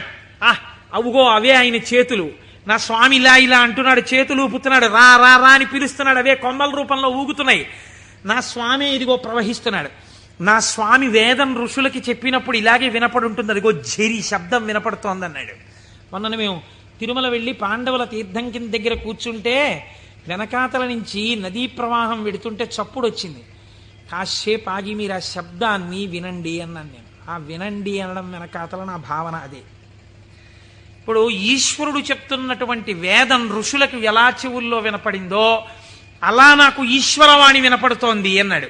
మళ్ళీ నిలబడిపోయాడు. మళ్ళీ నమ సోమాయ చ రుద్రాయ చ నమస్తామ్రాయ చ అరుణాయ చ నమ శంగాయ చ పశుపతయే చ నమ ఉగ్రాయ చ భీమాయ చ అంటూ మళ్ళీ రుద్రం చదువుతూ మళ్ళీ అంతటా ఈశ్వరుడే నన్ను గట్టిగా పట్టుకున్నాడు నీళ్లలోని. అదే ఈ చల్లతనం. ఎంత చల్లగా ఉంటాడో మా స్వామి. ఒంటి నిండా చల్లటి పాములు, చంద్రమౌళి, ఆ గంగా చల్లగా ఉంటాడు కదా, చల్లగా నన్ను పట్టేసుకున్నాడు. బాబోయ్ ఎంత గట్టిగా పట్టుకున్నాడో అన్నాడు. నీళ్లల్లో మునిగానం లేదు, ఈశ్వరుడు నన్ను గట్టిగా పట్టుకోవడం వల్లే నాకు ఇంత చల్లగా ఉందన్నాడు. ఈశ్వరుడు పట్టుకోవడం వల్ల అబ్బా నాకు ఎంత సంతోషంగా ఉందో అన్నాడు. ఈ సంతోషంలో రుద్రం చెప్తున్నానన్నాడు. అవుగో ఇలా చేతులు ఊపుతున్నాడన్నాడు. అంత ఈశ్వరుణ్ణి చూస్తున్నాడు. చూస్తూ పొంగిపోతూ ఆ రుద్రం తడబడిపోతూ చెప్పేవాడు. మళ్ళీ పైకి వచ్చేవాడు, పొడిబట్ట కట్టుకునేవాడు, వెళ్ళిపోయాడు. మళ్ళీ బాగా చీకటి పండించేవాడు. ఒక్కసారి అక్కడ కూర్చుని జపం చేసుకుంటానని మళ్ళీ వెళ్ళేవాడు, మళ్ళీ నీళ్లలో దిగేవాడు. మళ్ళీ ఈశ్వరుడు గట్టిగా పట్టుకున్న అనుభూతి పొందేవాడు. మళ్ళీ రుద్రం చెప్పేవాడు. ఇది కొన్నాళ్ళు అయిపోయిన తర్వాత ఏమైందంటే తను అలా అడుగులేసి ఎడుతుంటే గాలి ఇలా తగిలేది. కాళహస్తి నుంచి వాయులింగ రూపుడైన నా స్వామి వచ్చి నన్ను ఒక్కసారి ఇలా పిలిచి కోటేశ్వరరావు ఒకసారి పలకరిద్దామని వచ్చాను కాళహస్తి నుంచి అంటున్నాడు. అమ్మా స్వామి తగిలాడు ఇక్కడ, అబ్బా స్వామి నమస్కారం అంటున్నాడు. ఇప్పుడు ఎక్కడ లేడు ఆయనకి. అలా వెడుతూ పైకి చూశాడు, అబ్బో అనంతంగా పెరిగిపోయిన నా స్వామి ఆకాశ రూపంలో కనపడుతున్నాడని మళ్ళీ నమస్కారం చేసేవాడు. కపర్దీ నమ కపర్దినీచా అనేవాడు. ఇలా రాను రాను రాను రాను ఏమైపోయిందంటే ఎవరు కనపడినా ఆయనకి ఈశ్వరుడే కనపడేవాడు. ఆఖరికి పరిగెత్తి పారిపోతూ దొంగ కనపడేవాడు. నమ చోరాయచ, పరిగెత్తుతున్న దొంగలో నా స్వామి కనపడుతున్నాడు అనేవాడు. మరి అంతేగా చెప్పింది రుద్రం. ఇలా అంతటా ఈశ్వర దర్శనం చేసి ఎక్కడ పడితే అక్కడ ఆగిపోయి నమస్కారం చేయడం అలవాటైపోయింది. ఈ అలవాటైపోతే శంకరుడు అన్నాడు, ఇక నేను తప్ప ఇంకొకటి కనపడని నీకు నాలోకే తీసుకోవాలని తనలోకి తీసేసుకున్నాడు. శివుడిలో ఏకమైపోయి తాను శివుడైపోయాడు. ఇప్పుడు చెప్పండి, భావన చేత మోక్షాన్ని పొందాడా లేదా? రుద్ర పశుపతి నాయనారని ఆయనకి పేరు. 63 మంది నాయనార్లలో ఆయన ఒకరు. మీరు అలా కూర్చుని ఏవో పదార్థాలు అట్టుకుని నమో ఓం నమో నమస్తే అస్తు భగవన్ విశ్వేశ్వరాయ మహాదేవాయ త్రయంబకాయ త్రిపురాం తకాయ త్రికాగ్రికాలాయ కాలాగ్ని రుద్రాయ నీలకంఠాయ మృత్యుంజయాయ సర్వేశ్వరాయ సదాశివాయ శ్రీమన్ మహాదేవాయ నమః అంటూ ఎన్ని పాలు పోసినా ఎన్ని నీళ్లు పోసినా ప్రయోజనం లేదని నేను అన్నా. కానీ ఏమి రమించింది మీ మనస్సు? నీటిలో నిలబడిన వాడికి రుద్రం అనుభూతిలోకి వచ్చేసింది. మనకెక్కడొచ్చింది అనుభూతి? ఒక ఏటి గలగలల యొక్క శబ్దంలో మీరు ఈశ్వరుణ్ణి అనుభవించగలగాలి. ఒక పిట్ట పాటలో మీరు ఈశ్వరుణ్ణి అనుభవించగలగాలి. మీకు తగిలిన గాలిలో ఈశ్వరుణ్ణి అనుభవించగలగాలి. ఇది సంభావయతి. ఇప్పుడు ఏమైంది? నిరతిశయ సుఖప్రదాతయ్యి ఉన్నాడు. ఈ మాటలు చెప్పి చిత్తవృత్తులైనటువంటి రాక్షస స్వరూపాల్ని తొక్కి పెట్టడానికి ఇలా నేను దక్షిణామూర్తిగా కూర్చుంటే ఆనాడైతే అర్థమైంది, కానీ ఇవాళ అర్థం కాదు లోకానికి. అందుకుని నేను లేచి తిరగాలి, తిరిగి లోకానికి బోధ చెయ్యాలి. బోధ చేసి నేనే శంభుస్వరూపమై లోకాన్ని శివుడి వైపుకి తిప్పాలనుకున్నట్టు ఒక ఆయన. ఎవరైన? దక్షిణామూర్తి. మౌనాన్ని విడిచిపెట్టేట. విడిచిపెట్టి మహానుభావుడు ఎలా నడిచి వెళ్ళాడు అన్నారు. అజ్ఞానాంతర్గహన పతితానాత్మ విద్యోపదేశైః త్రాతుం లోకాన్ భవదవశిఖాతాపపాపచ్యమానాన్ ముక్త్వా మౌనం వటవిటపినో మూలతో నిష్పతంతి శంభోర్మూర్తిశ్చరతి భువనే శంకరాచార్య రూపా. ఆనాడు ఇలా కూర్చుంటే అర్థమైంది, కానీ ఇవాళ నేను వటవృక్షం కింద ఇలా మౌనంగా కూర్చుంటే ఎవ్వరికీ అర్థం కాదు. వీళ్ల చిత్తములలోనే ఉన్న రాక్షసులను తొక్కి పెట్టడానికి నేనే వెళ్ళి నలుచెరగులా నేనే తిరిగి నేనే నిలబడి వీళ్ళు ఏ స్థాయిలో ఉన్నా వాళ్ళని ఉద్ధరించడానికి కావలసిన స్తోత్రముల దగ్గర నుంచి భాష్యముల వరకు ఇద్దామని ఆ దక్షిణామూర్తి మౌనమును విడనాడి ఈ భూమండలము మీద శంకరాచార్య రూపముగా తిరిగారట. ఆయనే ప్రథమ గురువై జగద్గురువై మహానుభావుడయ్యాడు. శివానందలహరి, సౌందర్యలహరి, బ్రహ్మసూత్ర భాష్యం దగ్గర నుంచి ప్రస్థానత్రయ భాష్యాల వరకు ఇచ్చారు. ఇహమునందు ఐశ్వర్యము కావాలంటే కనకధార వరకు ఇచ్చారు. అటువంటి శంకరాచార్యుల వారి దగ్గర ప్రారంభమైన గురు పరంపర నేటి మా గురువుల వరకు కొనసాగుచునే ఉన్నది. ఆ గురువాక్య శ్రవణమే నా లోపలనున్న రాక్షసులను తొక్కి పెట్టగలిగినటువంటి శక్తి స్వరూపము. ఆ గురువు మాట నేను విన్నానా అంతే. ఆ చిత్తవృత్తులు నన్నేం చేయలేవు, ఆ రాక్షసులు నన్నేం చెయ్యలేరు. సంభావయతి, నా యందు మంచి భావములు ప్రవేశించి ఈశ్వరాభిముఖుడనై శం నిరతిశయ సుఖస్వరూపమైన శివుని యందు కలిసి నేనే శివుడనగుచున్నాను. అటువంటి స్థితిని నాకు కలగడం కోసమే మహానుభావుడైన పరమాత్మ నాకు ఈ ఉపకారం చేశారు. ఇటువంటి జ్ఞానము కలగడము దేనివల్ల కలుగుతుంది అన్నారు. ఇటువంటి జ్ఞానమే శంభుస్వరూపం మీకు కటాక్షిస్తుంది. అందుకే శంభు అన్న నామం అంత గొప్ప నామమైంది. పరమశివుని యొక్క రూపాలలో ఆ శాంభవ స్వరూపం అంత గొప్పదైంది. ఆ నామాలు చెప్పుకుంటే చాలు మనం ఉద్ధరింపబడతాం. అందుకే కదా ప్రతిరోజు ప్రదోష వేళ చెప్పుకుంటున్నాం. ఈ చెప్పుకున్న ఫలితం ఏమిటో మనకు ఒక రోజున తెలుస్తుంది. తెలిసిన రోజున అయ్యా మనం ఎంత అదృష్టవంతులను ఆ రోజున నామని చెప్పుకున్నాం అనుకుంటాం. మనకి పెద్దలు ఒక మాట చెప్తారు, శరీరమునందు ఆరోగ్యం లుప్తమవుతోంది అనుకోండి, ఆరోగ్యము మళ్ళీ పొందికగా కుదరాలంటే ఒక్కరి వలన మాత్రమే కుదురుతుంది. సూర్యోపాసన చెయ్యాలి, ఆదిత్య హృదయం చదువుకోవాలి.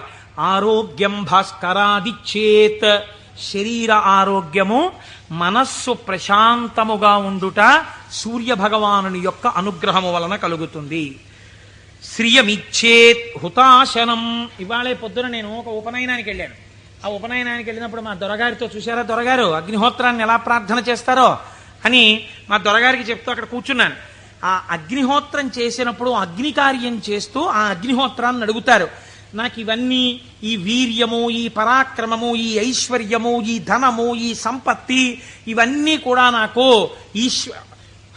ఆ హుతాశన నాకు ఇయ్యి అనగా, ఓ అగ్నిహోత్రమా నువ్వు నాకు కటాక్షించు అని అడుగుతారు. అందుకే అగ్ని కార్యం చెయ్యడానికి సమర్థత కలిగిన వాడైతే తానే అగ్ని కార్యం చేస్తాడు. నాకు లేదు అగ్ని కార్యం చెయ్యగలిగిన సమర్థత, ఏం చెయ్యాలి అన్నారు. ఇప్పుడు మీకు నేను ఒక ఉదాహరణ చెప్తా.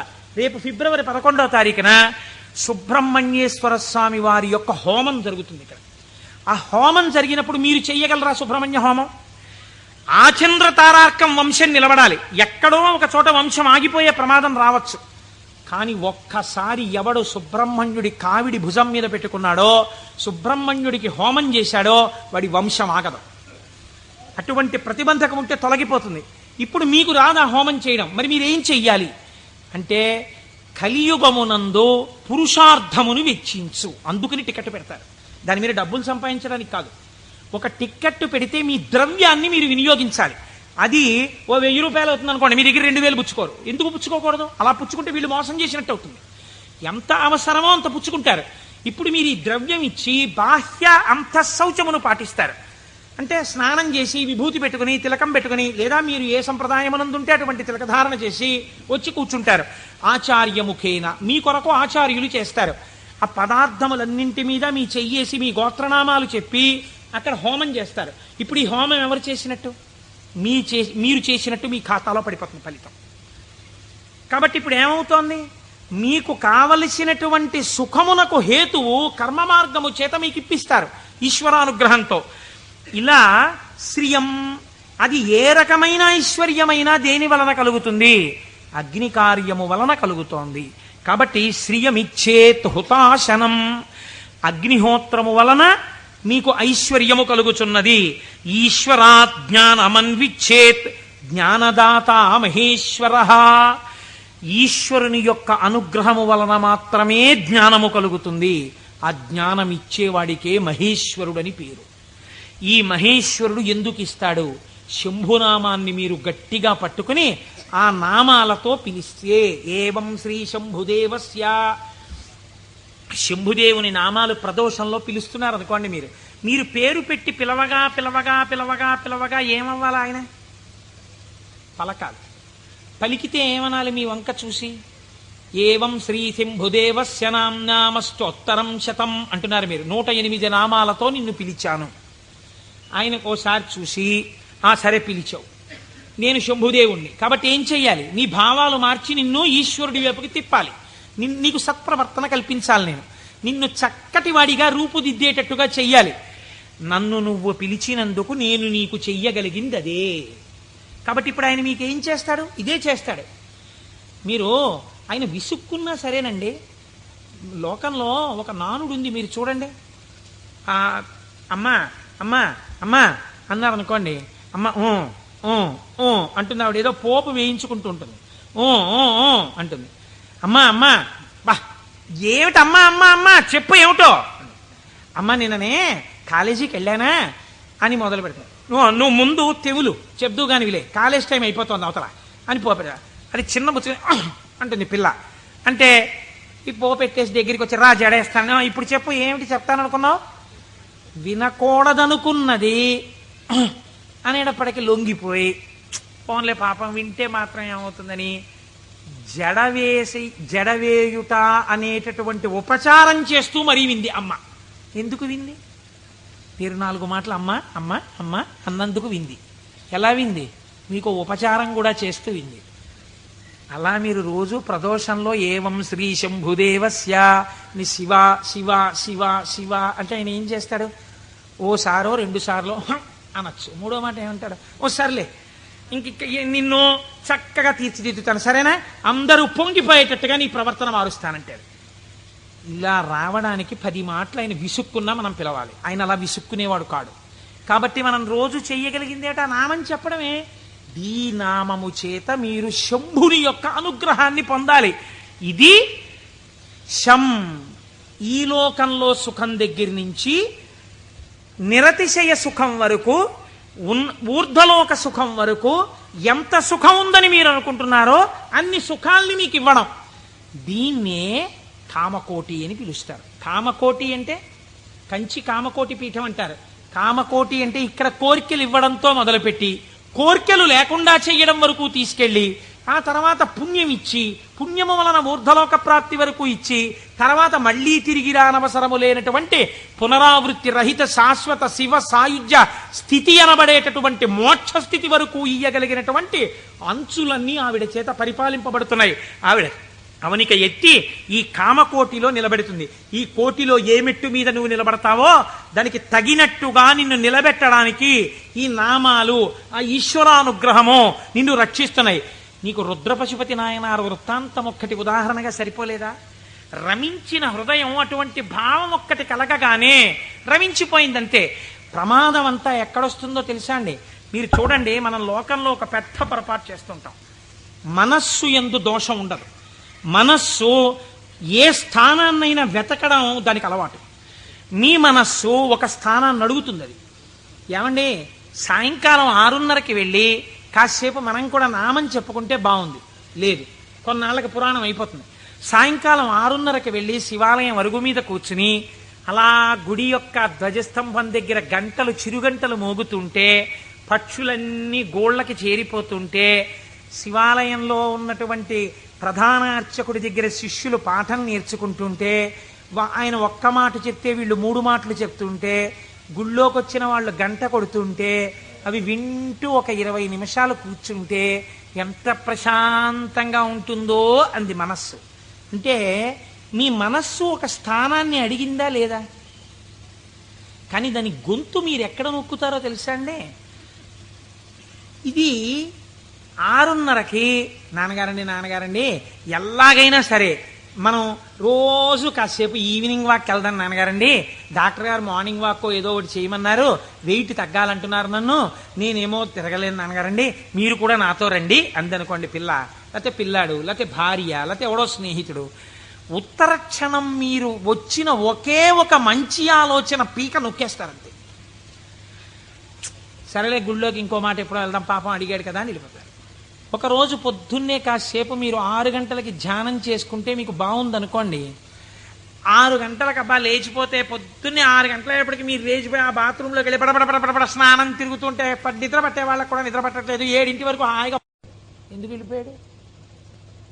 మీరు ఏది చెప్పిన మాట ఎక్కడ విన్నారు? ఇంట్లోకి రెండంటేనే రాని వాళ్ళకి ఎవడు చెప్తాడు? బయటికి వచ్చిన వాడు చెప్పారు వెళ్ళిపోమనే చెప్తాడు కదండి. కాబట్టి పట్టు విడుపు అని 2 మాటలు మనకి శాస్త్రంలో ఉన్నాయి. ఏది ఎక్కడి వరకు పట్టుకోవాలో అక్కడ వరకే పట్టుకుని ఎప్పుడు విడిచిపెట్టాలో అప్పుడు విడిచిపెట్టేయాలి. అందుకే పట్టు విడుపు ఉండాలండి అంటారు. పట్టు విడుపు అన్నటువంటి శాస్త్రం మీకు అలవాటు అవ్వకపోతే శంభుదేవుని అనుగ్రహం జీవితంలో రాదు. కొన్ని పట్టుకోవాలి, కొన్ని వదిలేస్తుండాలి. ఇది విడిచిపెట్టేయకపోతే ఇంకా నా జీవితం వెళ్ళదు, నేను అటువైపు వెళ్ళడానికి కొన్ని వదలాలను వదిలిపెడుతూ ఉండాలి. అందుకే ప్రయత్నపూర్వకంగా రాజ్యం కూడా విడిచిపెట్టి వానప్రస్థానికి వెళ్ళారు. ఈ పట్టు విడుపు అంటే అక్కడ నేర్చుకోవడానికి ఇక్కడ కూడా నేర్చుకో, ఇక్కడే రాంది అక్కడే వస్తుంది నీకు, నేను ఏమి విడిచిపెడతావు? పట్టుకోవడం వచ్చు, విడిచిపెట్టడం వచ్చు, పైగా అదో క్వాలిఫికేషన్లో చెప్పడం ఏంటి? నేనండి ఇంకా పట్టానంటే వదిలిపెట్టనంటాడు ఒకడు. అంటే మూర్ఖుడివి, పాతాళంలోకి పోతున్నావు, అది గొప్ప. నాకు కోపం వస్తుంది కానండి, గవ్వుకున్నారన్నా పెద్దలు చెప్తే వెంటనే పక్కన పెట్టేస్తానన్నారు అనుకోండి, మీరు ఆయనకు పోల్దండి అయ్యాలి. అంతేగాని నాకే గాని కోపం వచ్చిందా హరి బ్రహ్మాదులు వచ్చి చెప్పినా వినండి అంటాడు. వాళ్ళ కర్మ కాలిపోయిందా నీకు వచ్చి చెప్పడానికి? నీలోంచి వెళ్ళిపోతే చాలా చచ్చూరుకుంటావు. ఎందుకు వచ్చింది? ఏమిటా వ్యగ్రత? ఎందుకు వచ్చిన మాట? కనుక నేను ఈ మాటని ఎందుకు ఇంతలా నొక్కి చెప్తున్నానో మీరు సహృదయంతో అర్థం చేసుకోండి. ఒకవేళ నా వాక్కు యందు వ్యగ్రత ఉండి ఉండవచ్చు.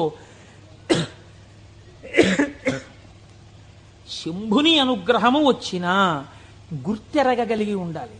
ఆ గుర్తెరగనప్పుడు వచ్చిన అవకాశము వినియోగించుకోకపోతే మరొకసారి ఈశ్వరుడు ఇవ్వడానికి ఇష్టపడడు. కనుక మనకి అటువంటి మనస్సు కూడా కావాలి. ఈశ్వరా, నీ అనుగ్రహము మాయందు ప్రసరించినప్పుడు దాన్ని నిలబెట్టుకోగలిగిన స్థితిని కూడా నీవే అనుగ్రహించు అని మనం ఆ శంభుదేవుని పాదములు పట్టి ప్రార్థన చేసి